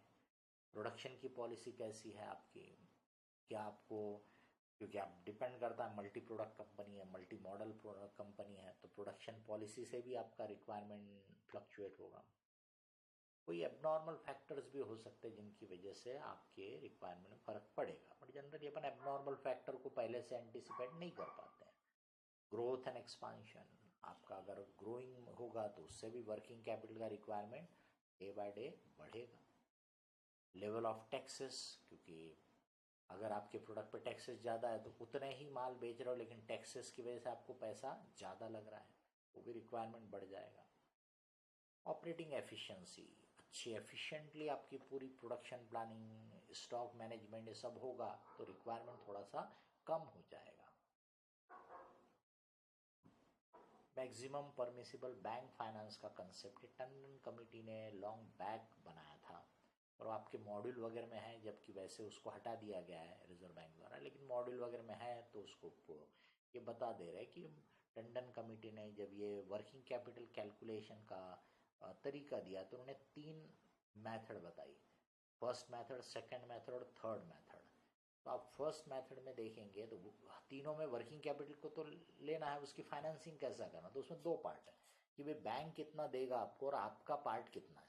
आपका पार्ट बेसिकली आप अपने सोर्सेस से अरेंज कर लो, चाहे वो रिटेन अर्निंग से हो, लॉन्ग टर्म बोरोइंग से हो, किसी भी तरीके से हो, पर वो आपका पार्ट हो गया, यानी कंपनी का पार्ट हो गया। बचा हुआ बैंक फाइनेंस करेगा, ये इसमें कैलकुलेशन में बताया जा रहा है। तो पहले वाले में वर्किंग कैपिटल जितना कैलकुलेट किया उसका 25% आपको और बाकी का बैंक को, यानी 75% बैंक देगा वर्किंग कैपिटल का। ठीक है, ये अपन बोल सकते हैं सबसे लिबरल रहता है। तो ये शुरू के ईयर में, शुरू के पीरियड में बैंक आपको देगा कि ओके वर्किंग कैपिटल रिक्वायरमेंट इतना आया, उसका 25% आप फाइनेंस करो। तो 15 लाख के मान लो आपके करंट एसेट है, 3 लाख की करंट लायबिलिटी है, 12 लाख का वर्किंग कैपिटल, तो 12 का 25% यानी 3 लाख वो आप कर लो, और 9 लाख बैंक देने को तैयार है। ये हो गया। अब सेकंड वाले केस में आपको करंट एसेट का 25% बोल रहा है, तो 15 लाख के करंट एसेट है तो उसका 25% है 3,75,000 हो गया।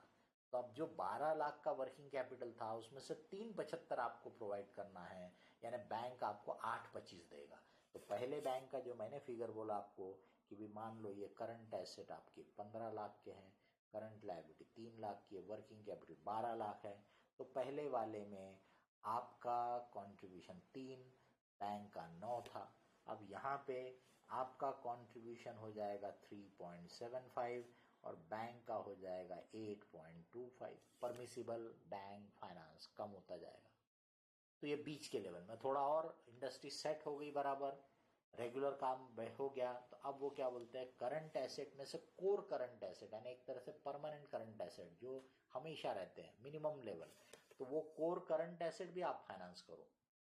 तो अगर वो 15 लाख में से मान लीजिए कि भाई से 4 लाख के कोर करंट एसेट हैं, तो 15 में से वो 4 लाख के कोर करंट एसेट आपको ही अरेंज करना है, फाइनेंस करना है।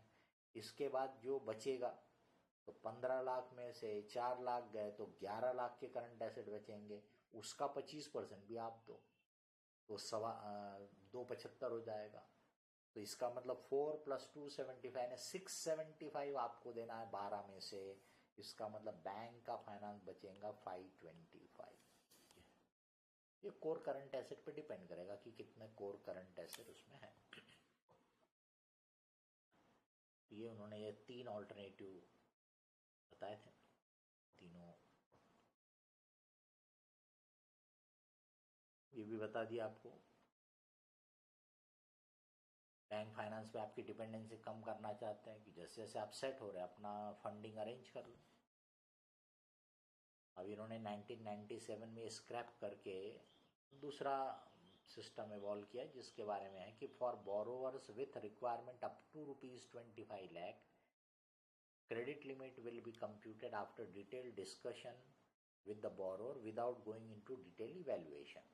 तो क्या करेंगे, 25 लाख तक का बोरोवर का रिक्वायरमेंट है तो बोरोवर के साथ डिस्कस करके उसके नेचर ऑफ बिजनेस, उसके बाकी की पॉलिसी वगैरह को डिस्कस करके आप फिक्स कर लो. For borrowers with requirement about 25 lakhs but up to 5 crore, credit limit can be offered up to 20% of the projected gross sales of the borrower. तो 25 लाख से ऊपर का रिक्वायरमेंट है 5 करोड़ तक का, तो बोलते जो भी प्रोजेक्टेड सेल्स आप उनके बैंक बोलेगा दिखाओ प्रोजेक्टेड सेल्स क्या है आपके, और उसका 20% वो आपको फाइनेंस कर सकते हैं. For borrowers not falling in the above category, मतलब जिनका 5 करोड़ से ऊपर रिक्वायरमेंट है, द कैश बजट सिस्टम में be use to identify the working capital need. अब यहाँ पे बैंक आपको बोलेगा नहीं, हमको डिटेल में आप वर्किंग करके दिखाओ, अपना बजटिंग वगैरह बना करके दिखाओ, उस पे से हम आपका रिक्वायरमेंट कैलकुलेट करेंगे. Core current asset is permanent component of current asset which are required throughout the year for a company to run continuously and to stay viable. ये है आपका वर्किंग कैपिटल का जनरल चीज़. अब वर्किंग कैपिटल में जो एक एक कंपोनेंट है उनको अपन फिर देखते हैं. कैश, इन्वेंट्री, डेटर, क्रेडिटर, इनका इंडिविजुअली फिर मैनेजमेंट अपन देखते कि उनमें क्या खास बातें देखने की है, कुछ अलग क्या बातें देखने की है. Now we will take cash management. Cash exchange का मोड है ना, कैश से ही सब चीज़ें आप एक्वायर करते हो और अल्टीमेटली उससे फिर वापस कैश आपको मिल जाती है. तो कैश का मैनेजमेंट सबसे इम्पोर्टेंट एस्पेक्ट हो जाता है आपके वर्किंग कैपिटल के अंदर में. Here cash will include cash, cash equivalent which comprise of cash, bank balance, short-term liquid deposits and investment. As a part of cash management, the finance manager has to decide purchase and sale of readily marketable securities to earn return on investment and to maintain the liquidity position of the company. And अपने यहाँ मान के चलते कि भाई आपने cash की availability आपके पास हो गई, बट इसका जो ज़रूरत रहता है, इसका जो रिक्वायरमेंट रहता है फ्लक्चुएट होता रहता है. तो आप जब पैसों की ज़रूरत नहीं है तो उसको इमीडिएटली इन्वेस्ट कर दो ऐसी सिक्योरिटी में जो आसानी से मार्केट में बिक सके, मार्केटेबल सिक्योरिटी. और जब पैसों की ज़रूरत पड़ी तो बेच के कैश से कैश में कन्वर्ट कर लो.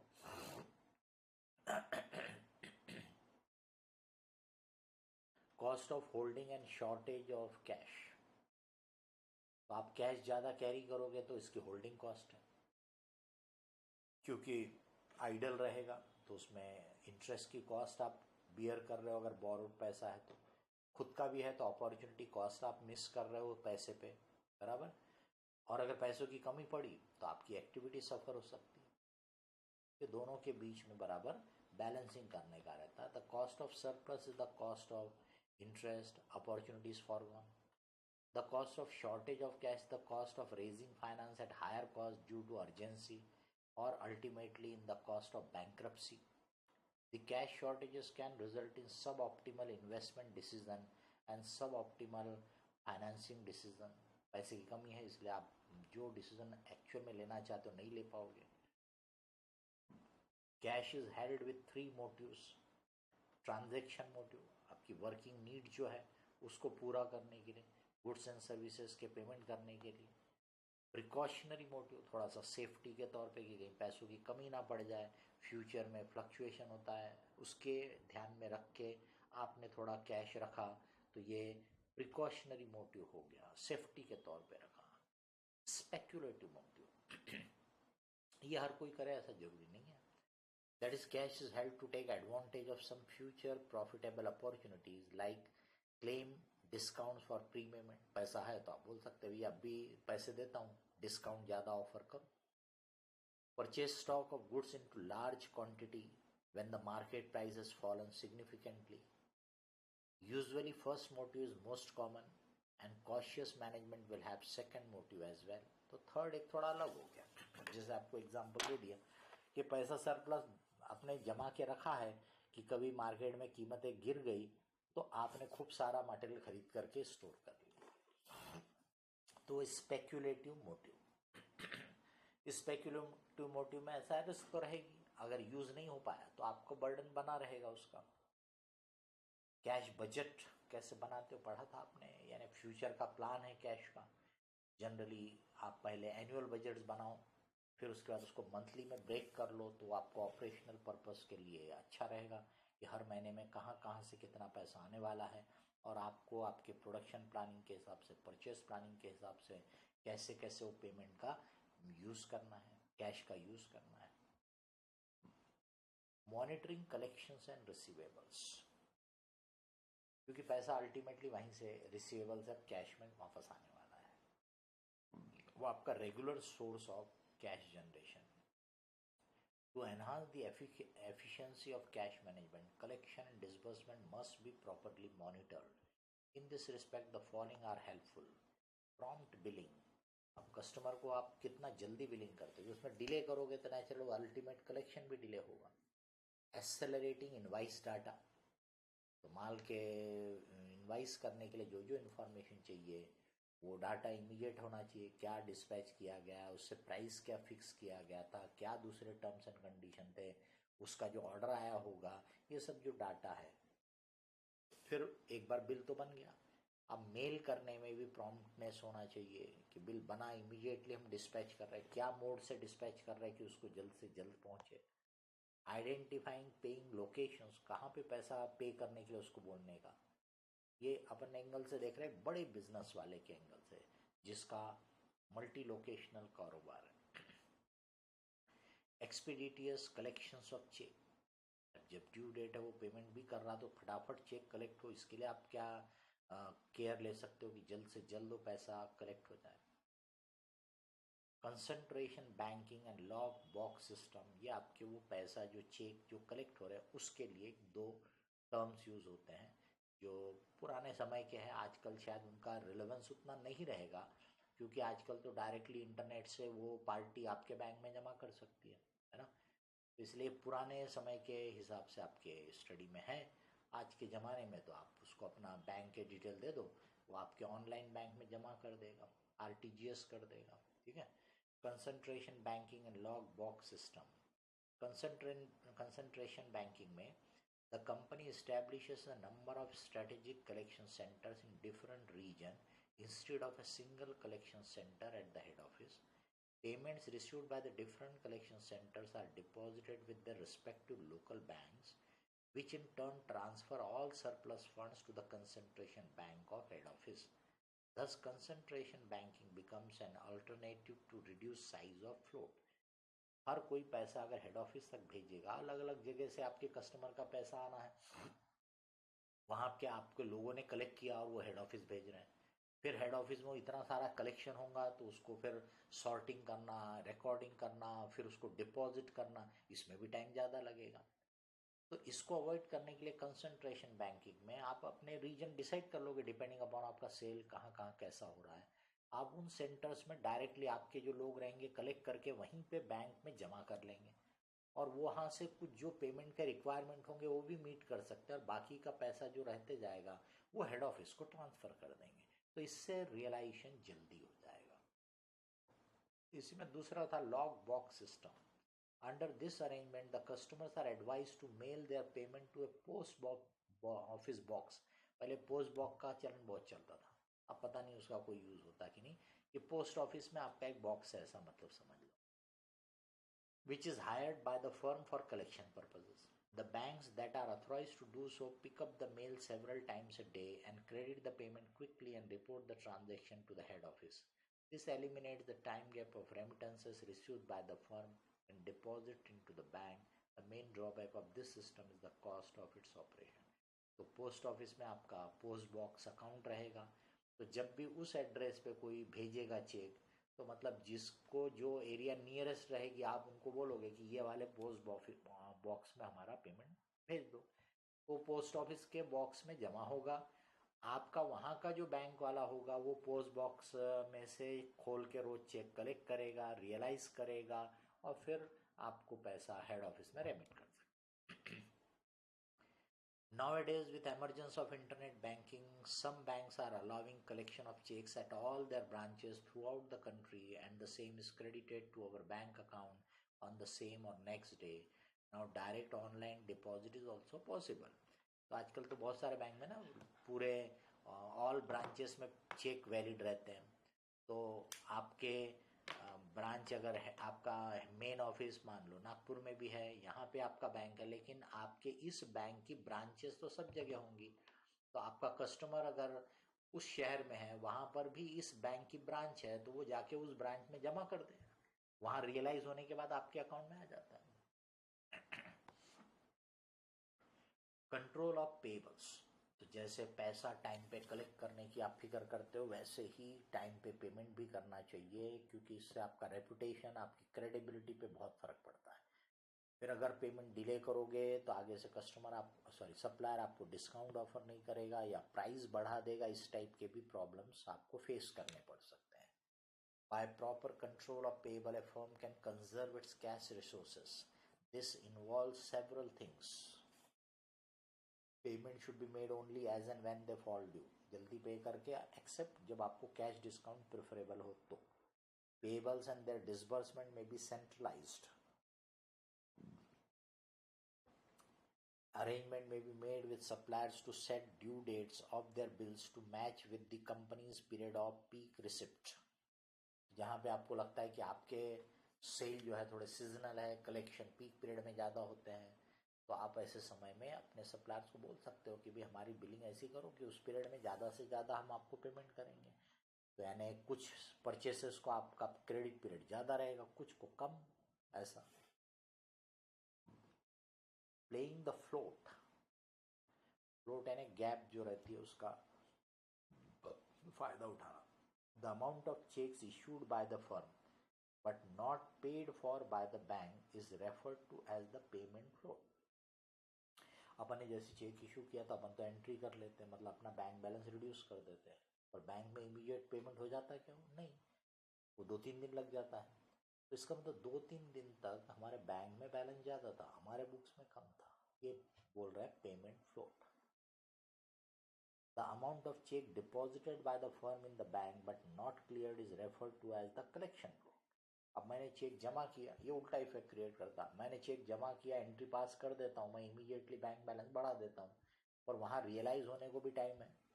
तो रियलाइज जब तक नहीं होता तब तक वो पैसा बैंक में तो आया नहीं यूजेबल फॉर्म में.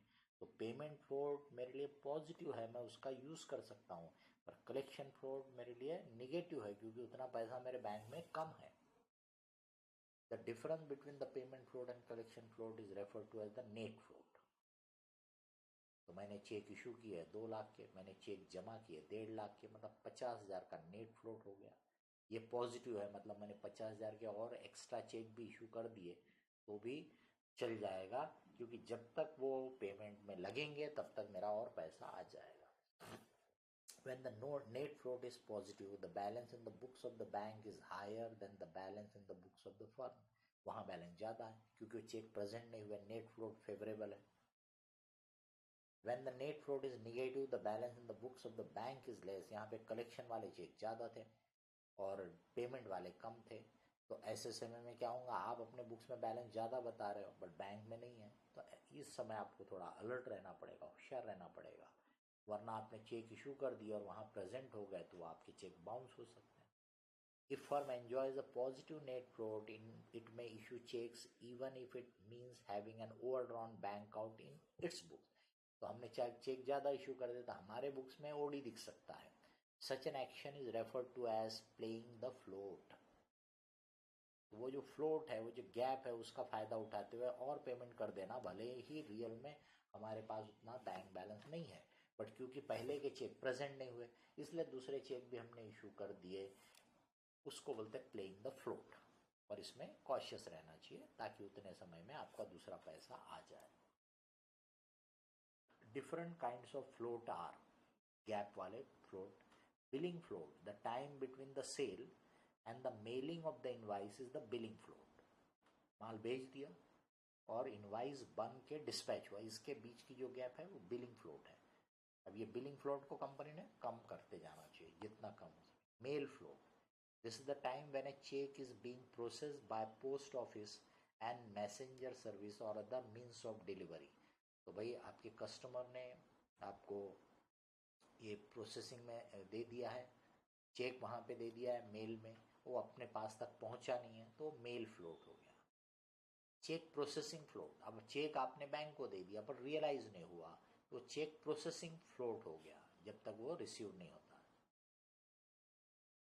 Banking process float, this is the time from the deposit of the cheque to the credit of funds in the seller's account. तो चेक प्रोसेसिंग फ्लोट मतलब चेक आने के बाद डिपॉजिट करने तक का गैप, और बिल बैंकिंग प्रोसेसिंग फ्लोट यानी चेक डिपॉजिट करने के बाद रियलाइज होने तक का फ्लोट। तो हमारे बिल बना करके मेल करने तक का फ्लोट, फिर उसके बाद उसने वहाँ से चेक भेजने का और हमारे यहाँ पहुँचने तक का फ्लोट, मेल फ्लोट, फिर यहाँ पहुँचने के बाद बैंक में जमा करने तक का गैप, प्रोसेसिंग इंटरनल रिकॉर्डिंग, वो चेक प्रोसेसिंग फ्लोट। उसके बाद हमारे जमा करने के बाद रियलाइज होने तक का वो banking processing float. Optimum cash balance कितना रखना, तो उसके लिए एक ये बाउमल्स मॉडल है जो बिल्कुल वैसे ही है जैसे EOQ मॉडल आपका रहता था, वैसे ही है ये आपका। तो इसमें sees the optimum size for which transaction will be made each time. तो जैसे वहाँ इकोनॉमिक ऑर्डर लॉट क्वांटिटी थी, वैसे यहाँ पर ये कैश का साइज, इतना कैश एक बार में आपने सिक्योरिटी से रियलाइज करने का। F means total full cash required during the year, जैसे वहाँ पे C लेते थे टोटल कंजम्पशन, तो वैसे यहाँ पे टोटल कैश आपको कितनी लगेगी साल भर में उसका। T is the cost of each transaction, वहाँ जैसे अपन ऑर्डरिंग कॉस्ट बोलते थे वैसे यहाँ पर ये ट्रांजेक्शन की कॉस्ट होगी। I is the income on each rupee invested for a year, जैसे वहाँ पे अपन carrying cost per unit per year लेते थे, वैसे यहाँ पर ये इनकम पर रुपी पर ईयर, 1 रुपए का इंटरेस्ट। अब ये दिया है इसमें 8 लाख रुपए for 1 month, has an estimated cash payment of 8 lakh for 1 month, fix cost per transaction 250 रुपए, and the interest rate on marketable securities 12% पर एनम। तो या तो आपने साल भर का ये रिक्वायरमेंट लेना 8 लाख इंटू 12, या फिर इंटरेस्ट जब निकालना तो वो 1 महीने का निकालना, तो जैसा अपन इन्वेंट्री के फॉर्म में देखते वैसे ही, या तो दोनों मंथ का होना है या तो दोनों ईयर का होना।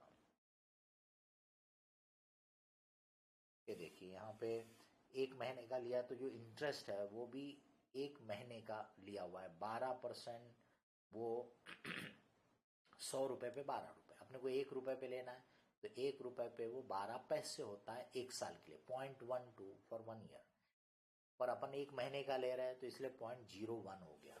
तो ये भी 1 मंथ का है और ये भी 1 मंथ का है, बराबर। दोनों को 12-12 से मल्टीप्लाई कर दो तो भी आपका वो सेम आएगा। तो 2-2 लाख रुपए का एक ट्रांजेक्शन करना चाहिए बोल रहा, मतलब 8 लाख आपको महीने में चाहिए, बट आप पूरे 8 लाख मत निकालो, 2 लाख निकालो, हफ्ते भर के बाद फिर 2 लाख, हफ्ते भर के बाद फिर 2 लाख, ये इसका मतलब हो गया। Full cash 8 lakh per month, transaction 250 रुपए का, इंटरेस्ट फॉर 1 मंथ इसीलिए क्योंकि वो ये मंथ का है तो ये भी मंथ का, नहीं तो दोनों per year, result will be same. बता दिया कि हर हफ्ते में 2-2 लाख रुपए आप अरेंज कर देना। मिलर और model, in the previous model constant use of cash is assumed, in reality cash requirement may fluctuate within a range of higher and lower level, ऊपर नीचे होते रहते हैं। In the Miller Orr model this is considered, minimum cash balance is estimated on the basis of past experience and it is set as a lower limit। तो पुराने experience पे से आपने एक ये मिनिमम निकाला कि भी इतना तो कैश रहना ही चाहिए, वो lower limit. Then a value of z is calculated by mathematical formula, ये है वो मैथमेटिकल फॉर्मूला z का, कि third root of 3tv divided by 4i, where transaction cost per transaction है t, v यानी variance of daily cash flow, it is square of standard deviation, standard division का square, वो variance चाहिए हमको daily cash flow का, रोज cash flow में क्या variance हो रहा है, फ्लक्चुएशन हो रहा है। I is the income per day per rupee, I is the income per day per rupee. The return level, अब ये z की वैल्यू के लिए तो वो 3 से वो आपका z की वैल्यू आ जाएगी। अब z की वैल्यू आ गई, लोअर लिमिट आ गई आपकी। अब रिटर्न लेवल क्या है, रिटर्न लेवल का मतलब वो बाद में आपको डायग्राम में दिखाते हैं। L प्लस जेड, L आपने एक्सपीरियंस से कैलकुलेट किया, Z वो फॉर्मूले से निकाला। अब L प्लस जेड जो है वो रिटर्न लेवल हो गया। हायर लेवल जो है will B R plus 2Z, और R क्या था, रिटर्न लेवल, और उसी को आप सीधे बोलो तो 3Z प्लस लोअर लेवल। तो Z lower level plus Z बोला तो वो रिटर्न लेवल आ गया, और लोअर लेवल प्लस 3Z बोला तो मैक्सिमम लेवल हो गया, हायर लेवल हो गया। When the cash reaches to higher level, investment is made so as to return level, and when cash reaches to lower level, then investment are sold to return level. Thus, so far cash balance fluctuates between lower and higher level, no cash to investment transactions will be required. तो जब तक उसके बीच में चलता रहेगा तो आपको cash invest करने की जरूरत नहीं रहेगी।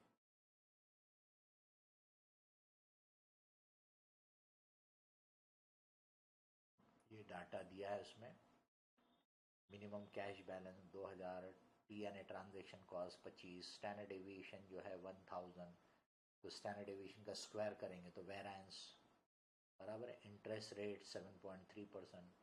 तो Z और ये कैलकुलेट करने के बाद तो Z नीचे निकला हुआ दिख रहा है आपको,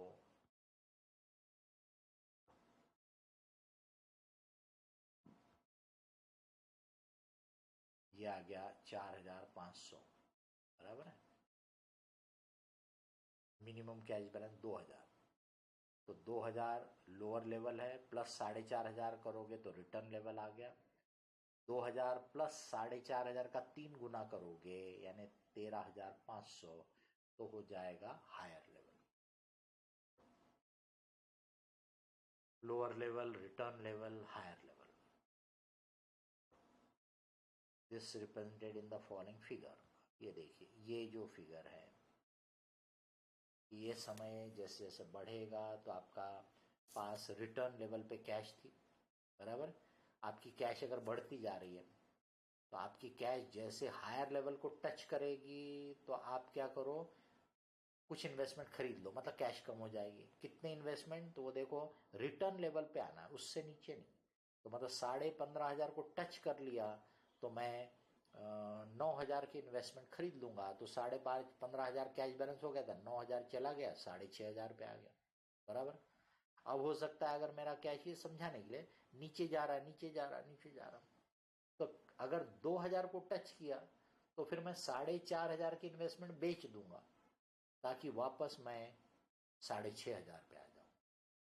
तो इसका मतलब अगर वो 15,500 को टच नहीं करता, नीचे रहता, नीचे आ जाता, फिर ऊपर चला जाता, ऐसा चलता रहता, यानी 15,500 को टच नहीं कर रहा, 2,000 के को भी टच नहीं कर रहा, इसके बीच में ऊपर नीचे चल रहा है, तो इसका मतलब आपको कोई ट्रांजैक्शन करने की जरूरत नहीं होगी, यानी आपके ऑपरेशन में कैश आ रही है, जा रही, आ रही है, जा रही, चल रहा है। 15,500 को टच किया यानी हायर पे चला गया, तो इन्वेस्टमेंट खरीद करके कैश को नीचे ला लो, और यूज करते करते कैश अगर लोअर लेवल पे टच हो गई तो इन्वेस्टमेंट बेच के ऊपर चले जाओ। ऐसा है ये मिलर एंड ओर का मॉडल।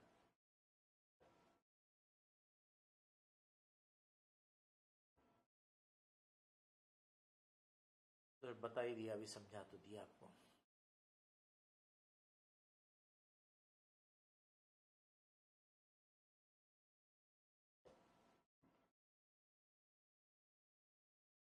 ट्रांजैक्शन किया तो आर पे पहुंच जाओगे आप, खरीदा तो भी आर पे आ जाओगे, बेचा तो भी आर पे आ जाओगे। तो इसलिए आर के ऊपर नीचे चलते रहो, हायर पे टच मत करो, लोअर पे टच मत करो, तो कोई ट्रांजैक्शन करने की जरूरत नहीं रहेगी। रिसेंट डेवलपमेंट कैश मैनेजमेंट में इलेक्ट्रॉनिक फंड ट्रांसफ़र हो जाते हैं। अब ज़ीरो बैलेंस अकाउंट भी मेंटेन करने के लिए बैंक अलाउ कर देते हैं, मिनिमम बैलेंस की ज़रूरत नहीं है। मनी मार्केट ऑपरेशंस यानी आप आसानी से सिक्योरिटी में पैसा लगा दो, जब ज़रूरत पड़ी वापस रियलाइज़ कर लो। तो मनी मार्केट ऑपरेशन बहुत ईज आउट हो गए हैं, बहुत इंस्टेंटली पैसा भी आपके अकाउंट में जल्दी आ जाता है।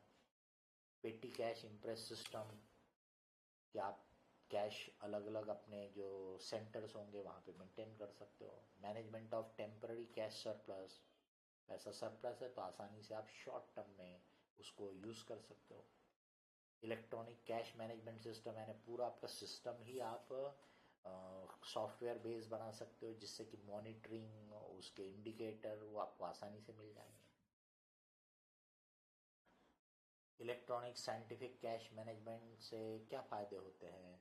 तो सिग्निफिकेंट सेविंग इन टाइम होता है, आपकी इंटरेस्ट कॉस्ट डिक्रीज होती है क्योंकि पैसा अननेसेसरीली आइडल भी नहीं रहता और ज़रूरत पड़ने पे अवेलेबल भी हो जाता है।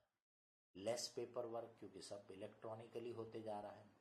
ग्रेटर अकाउंटिंग एक्यूरेसी क्योंकि वो इलेक्ट्रॉनिक है तो उसमें कोई एरर का स्कोप बहुत कम रहेगा। More control over time end fund, instant transaction हो जाएंगे, इंस्टेंट इन्फॉर्मेशन मिल जाएंगी, आपका पैसों पे अच्छा कंट्रोल रहेगा।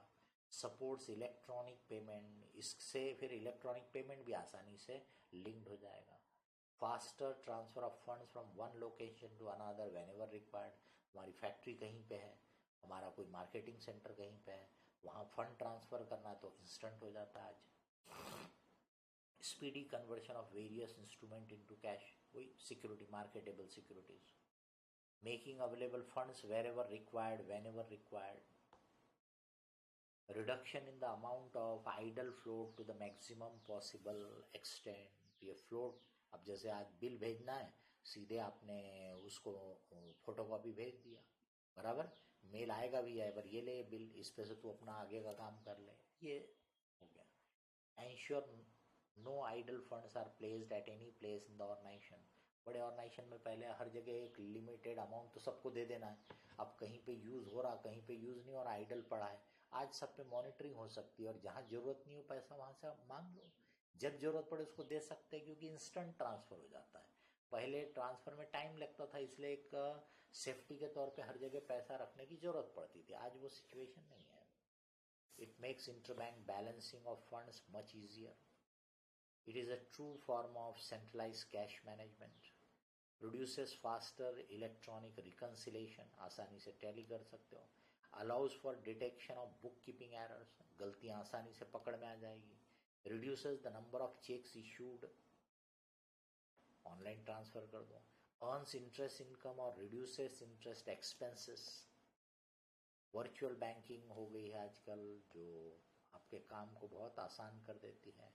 मैनेजमेंट ऑफ मार्केटेबल सिक्योरिटी, वो भी आप इलेक्ट्रॉनिकली मेंटेन करते हो। ट्रेजरी मैनेजमेंट यानी पूरे कैश के मैनेजमेंट को ट्रेजरी मैनेजमेंट बोला जाता है, बराबर। तो treasury management has been defined efficient management of liquidity and financial risk in business, उसको बोला जाता है ट्रेजरी मैनेजमेंट।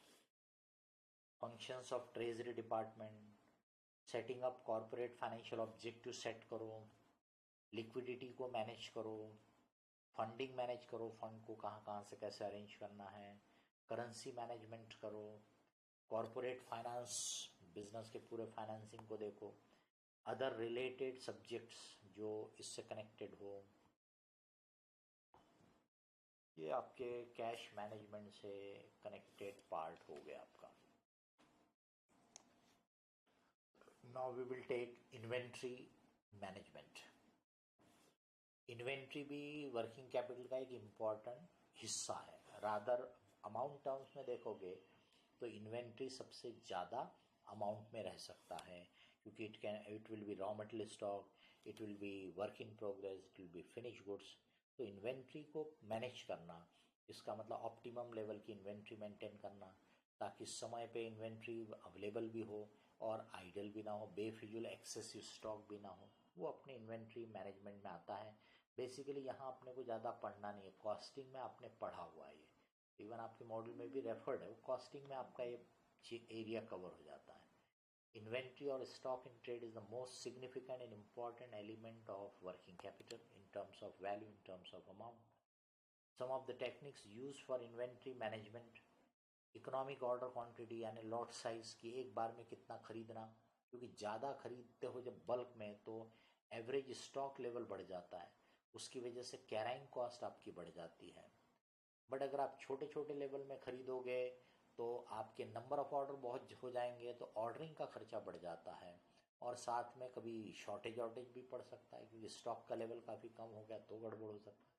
तो ऑर्डर साइज एक ऑप्टिमम क्या होना चाहिए, तो ये उसका एक साइंटिफिक फार्मूला है जो अभी अपन ने कैश मैनेजमेंट में देखा, बाउमल्स मॉडल, वैसा ये है EOQ √2CO डिवाइडेड बाय आई, जिसमें C यानी एनुअल कंजम्पशन यानी पूरे साल भर का requirement, ordering cost per order, I यानी carrying cost per unit per annum. तो ये दोनों, ये पर एनम रहेगा तो ये भी पर एनम होना चाहिए, नहीं तो दोनों पर मंथ रहे, दोनों पर क्वार्टर रहे, चलता है। कॉस्ट पर एनम, साल भर में इन्वेंट्री पे आपका खर्चा जो है तो परचेस की cost plus ordering cost plus carrying cost, ये आपकी टोटल कॉस्ट हो जाती है। इसमें से क्या है, जहाँ पे प्राइस कांस्टेंट है तो परचेस कॉस्ट जो रहेगी वो आपकी सेम रहने वाली है क्योंकि उतनी क्वांटिटी आपको साल भर में खरीदना है। EOQ में क्या बदल रहा है, लॉट साइज यानी एक बार में कितना खरीदना है, साइज बदल रहा है, बट टोटल परचेस करना उतना ही, प्राइस उतना ही। तो इसका मतलब परचेस कॉस्ट आपकी कांस्टेंट रहने वाली है, पर ऑर्डरिंग कॉस्ट और कैरिंग कॉस्ट बदलने वाली है। इसीलिए हमारे इस कैलकुलेशन में सिर्फ ऑर्डरिंग कॉस्ट और कैरिंग कॉस्ट का यूज है, परचेस कॉस्ट का नहीं है, क्योंकि परचेस कॉस्ट बदलेगी नहीं। इसलिए ordering cost, number of order कितने प्लेस करने पड़े multiplied by ordering cost per order. Number of order कैसे निकलेगा, तो आपका टोटल रिक्वायरमेंट कितना था और EOQ कितना है, एक बार में कितना खरीदते हो, ये हो गया नंबर ऑफ ऑर्डर। अब कैरिंग कॉस्ट कैसे निकलेगी, तो एवरेज स्टॉक, एवरेज स्टॉक कितना है तो अपन बोलेंगे EOQ/2, ये एवरेज स्टॉक है। क्योंकि जितना मैंने खरीदा स्टॉक बढ़ा, फिर धीरे धीरे धीरे धीरे वो कम होता चला जाएगा, तो इसीलिए वो EOQ/2 को अपन एवरेज स्टॉक बोलेंगे, into carrying cost per unit. ये अब आप बोलोगे कि भी बाद में इन्वेंट्री लेवल के फॉर्मूले में तो अपन मिनिमम लेवल या सेफ्टी लेवल प्लस EOQ/2 भी लेते, बिल्कुल सही है। तो जो मिनिमम आप रखना चाहते होंगे उसका इस EOQ से कोई लेना देना नहीं है, वो तो उतना ही रखोगे आप। EOQ का साइज कम हो या ज्यादा हो, उससे वो नीचे का लेवल बदलने वाला नहीं, इसलिए उसको यहाँ पे अपन नहीं देखते हैं।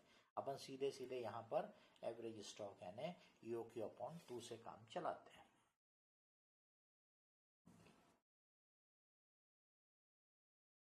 ये बता ही दिया आपको कमेंट जो था। अब प्राइस अगर बदल रहा हो तो मैंने बोला कि इस फॉर्मूले में परचेस कॉस्ट कांस्टेंट थी, इसलिए अपन ने उसको इग्नोर किया। लेकिन अगर कई जगह रहता ना, बड़ी क्वांटिटी में खरीदोगे, बल्क में खरीदोगे, तो भाई हम आपको प्राइस कम कर देंगे या डिस्काउंट, तो वैसे केसेस में अब आपको ऑर्डरिंग और कैरिंग कॉस्ट के साथ परचेस कॉस्ट को भी देखना जरूरी है, तो फिर वो फॉर्मूला काम नहीं करेगा। उसके लिए फिर ये आपको ऐसा ऑल्टरनेटिव क्रिएट, जहां जहां आपका प्राइस बदलने वाला है उतने स्लैब क्रिएट कर लो और उनका इवेल्युएशन करो। हर प्राइस चेंज पे आप एक लॉट साइज लेते जाओ कि भी 500 यूनिट से ज़्यादा का ऑर्डर प्लेस किया तो प्राइस बदलने वाला है, तो 500 का कैलकुलेशन, 1000 के बाद फिर प्राइस बदलने वाला तो 1000 का, ऐसे। और उसकी उसकी परचेस कॉस्ट भी निकालो साल भर की, कैरिंग कॉस्ट भी निकालो, ऑर्डरिंग कॉस्ट भी निकालो, और वो तीनों को फिर टोटल करो। वो तीनों को यानी तीनों को टोटल करने के बाद चेक करोगे तो जिस लेवल पे सबसे लोएस्ट कॉस्ट होगी वो EOQ बन जाएगा आपका, जहाँ पे डिफरेंट प्राइस है वहाँ पे। अब देखेंगे इन्वेंट्री लेवल्स। इन्वेंट्री लेवल में सबसे एक इम्पॉर्टेंट था रीऑर्डर लेवल, कि ऑर्डर कब प्लेस करो। EOQ बताता था how much to buy, ROL बताता है व्हेन टू बाय। तो जैसे ही आपका स्टॉक रीऑर्डर लेवल पे पहुंचा तो आप परचेस की एक्शन शुरू करो। कैसे निकालेंगे, तो maximum lead time into maximum rate of consumption. Lead time क्या है, अपना यहाँ से परचेस की एक्शन शुरू करने से मटेरियल आने तक का जो टाइम गैप है, that is the lead time. तो वो फ्लक्चुएटिंग होता रहता है, तो आपको मिनिमम और मैक्सिमम दे देता है। तो यहाँ पे maximum time into maximum rate of consumption, consumption भी फ्लक्चुएट होता रहता, तो मिनिमम से मैक्सिमम। तो भाई मैक्सिमम मैक्सिमम क्यों लिया? तो मैक्सिमम मैक्सिमम लेने से मतलब हर केस में आपने रीऑर्डर लेवल पे ऑर्डर प्लेस किया तो आपका मैक्सिमम टाइम लग गया और मैक्सिमम कंजम्पशन हुआ, तो भी स्टॉक जैसी जीरो पे आएगा नया लॉट आ जाएगा, ये मतलब है। अब अगर मैक्सिमम से कम टाइम लगा तो मतलब आपका स्टॉक बचा रहेगा, नया मटेरियल आ जाएगा। रेट ऑफ कंजम्पशन कम रहा मैक्सिमम से तो भी आपके पास मटेरियल बचा रहेगा, नया मटेरियल आ जाएगा।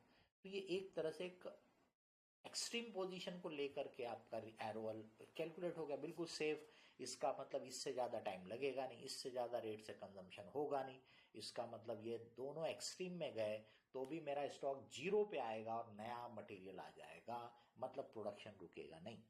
अब इसी को इधर से उधर शिफ्ट करके नया ये भी कैलकुलेट होता है कि reorder level can be minimum level plus average lead time into average rate of consumption. क्योंकि अपन मिनिमम लेवल इसी फॉर्मूले की मदद से निकालते हैं, तो उसी को चेंज करके आप बोल सकते हो कि minimum level is equal plus average time into average consumption is reorder level. Minimum level का फॉर्मूला देखो, उसी को ऊपर सब्स्टिट्यूट किया है कि मिनिमम लेवल क्या है, तो ROL यानी रीऑर्डर लेवल से माइनस करो एवरेज टाइम लगा, एवरेज यानी नॉर्मल टाइम, और नॉर्मल रेट ऑफ कंजम्पशन यानी जो जनरली होता है। तो रीऑर्डर लेवल से नॉर्मली इतना टाइम लगेगा, नॉर्मली इतने रेट से कंजम्पशन होगा, तो मेरा स्टॉक जो लेवल पे आ गया वो मिनिमम है, मतलब जनरली मेरे पास उतना स्टॉक बचा रहता है। मिनिमम लेवल मेरे पास जनरली उतना बचा रहता है, बराबर। अब अगर कभी टाइम ज़्यादा लग गया तो मिनिमम से थोड़ा नीचे चले जाऊंगा, कभी रेट ऑफ कंजम्पशन ज़्यादा हो गया तो मिनिमम से थोड़ा नीचे चले जाऊंगा, और दोनों मैक्सिमम पे पहुंच गए तो भी आपने देखा कि आप जीरो पे पहुंचोगे और नया मटेरियल आ जाएगा। समझ गए? तो ये मिनिमम लेवल का फॉर्मूला हो गया। Maximum level is reorder level, उसके बाद minimum time into minimum rate of consumption plus EOQ जितना ऑर्डर साइज था। आप बोलोगे मिनिमम से ज्यादा टाइम लगा तो मिनिमम से ज्यादा टाइम लगा तो स्टॉक का लेवल ये जो निकला इससे कम रहेगा। मिनिमम से ज्यादा रेट ऑफ कंजम्पशन रहा तो ये जो लेवल है उससे कम रहेगा, इसीलिए तो इसको मैक्सिमम बोला ना, मतलब इससे ऊपर स्टॉक नहीं जाएगा। तो नामों का मतलब भी ध्यान दो, मैक्सिमम लेवल कि भी इससे ऊपर स्टॉक नहीं जाता है। क्यों? रीऑर्डर लेवल पे मैंने और नया ऑर्डर प्लेस किया, अब वो माल आने में कुछ समय लगेगा, तो कम से कम समय लगा और कम से कम कंजम्पशन हुआ, तो मेरा स्टॉक थोड़ा सा कम हुआ और नया लॉट आ गया, ये बढ़ गया, ये मैक्सिमम। टाइम ज्यादा लगा तो इससे नीचे ही रहूंगा मैं, कंजम्पशन ज्यादा रहा तो इससे नीचे ही रहूंगा मैं। एवरेज स्टॉक या average level, minimum level plus, ये मैंने पहले बताया EOQ अपॉन 2 ऐसा लेते हैं अपन यहाँ पे, ठीक है। वहां पे अपन सिर्फ EOQ का इफेक्ट देखने के लिए EOQ अपॉन 2 ले लेते हैं। एवरेज लेवल दूसरे तरीके से भी निकल सकता है, minimum plus maximum divided by 2। ये दोनों फॉर्मूले अलग अलग रिजल्ट देंगे, ठीक है, ये दोनों फॉर्मूले अलग अलग रिजल्ट देंगे। Safety stock, extra stock over and above normal stock level is known as safety stock. Safety stock is reorder level minus average time, average rate of consumption, इसी को अपन ने मिनिमम स्टॉक भी बोला, बराबर। यानी वो जो मिनिमम स्टॉक का लेवल था वो एक तरह से हमारा सेफ्टी स्टॉक है, बराबर। मिनिमम स्टॉक का जो लेवल है वो हमारा क्या है, सेफ्टी स्टॉक है। कभी कभी स्टॉक उससे नीचे जाता है, बट हमेशा नहीं जाना चाहिए, हमेशा उसके नीचे जाए ऐसा नहीं, पर कभी कभी जाना चाहिए, कोई हरकत नहीं है, क्योंकि इसी के लिए तो रखा है ना उसको, सेफ्टी स्टॉक। कभी कभी एक डेंजर लेवल, तो सेफ्टी लेवल के और नीचे एक लेवल फिक्स कर देते हैं आर्बिट्रेरली या अपने एक्सपीरियंस पे से, कि भी इसके नीचे अगर स्टॉक चला गया ना, डेंजर वाली सिचुएशन हो गई, तो फिर वो क्या करेंगे कि जो मटेरियल का यूज है वो रोक सकते हैं, या सिर्फ उसी काम के लिए उसको यूज करने देंगे जो बहुत ही इंपॉर्टेंट हो, अदरवाइज वो मटेरियल का रेगुलर यूज रोक देंगे, डेंजर लेवल फिक्स कर दिया तो बता दिया आपको। अगर एक ही लीड टाइम, एक ही रेट ऑफ कंजम्पशन दिया तो वही मिनिमम, वही मैक्सिमम ऐसा हो जाएगा।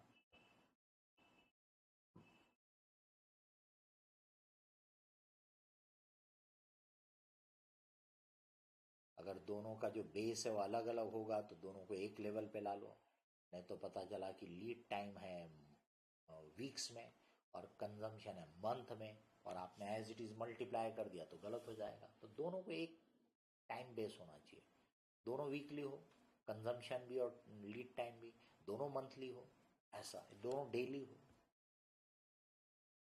ये इन्वेंट्री के बारे में। बाकी इन्वेंट्री आपने जो कॉस्टिंग में पढ़ा है वो काम की तो है ही, कभी कुछ पूछ लिया तो आपको मदद कर सकता है, बराबर। तो ये अपन इस सेशन में इतना अपना रिवीजन का काम कंप्लीट कर देते हैं। बचा हुआ कुछ और चैप्टर जो है वो नेक्स्ट सेशन लूँगा, उसमें फिर मैं आगे बढ़ाऊँगा। होपफुली ये रिवीजन आपको लास्ट मोमेंट में पढ़ाई में और हेल्प कर सके, यही हमारी इच्छा है इसको बनाने की। डिटेल जिस चीज़ का भी लगा उसके फुल वीडियोस भी आपके पास अवेलेबल है, उसका कोर्स मटेरियल भी आपके पास अवेलेबल है, बराबर। उनकी मदद आप ले सकते हो। तो कहीं आपको लगा कि ये इलस्ट्रेशन का पूरा कैलकुलेशन नहीं दिखा, तो आपके पास वो मटेरियल में ऑलरेडी चीज़ें अवेलेबल है, उससे आप रेफर कर सकते हो। ओके, चलिए बढ़िया पढ़ाई करिए, ऑल द बेस्ट।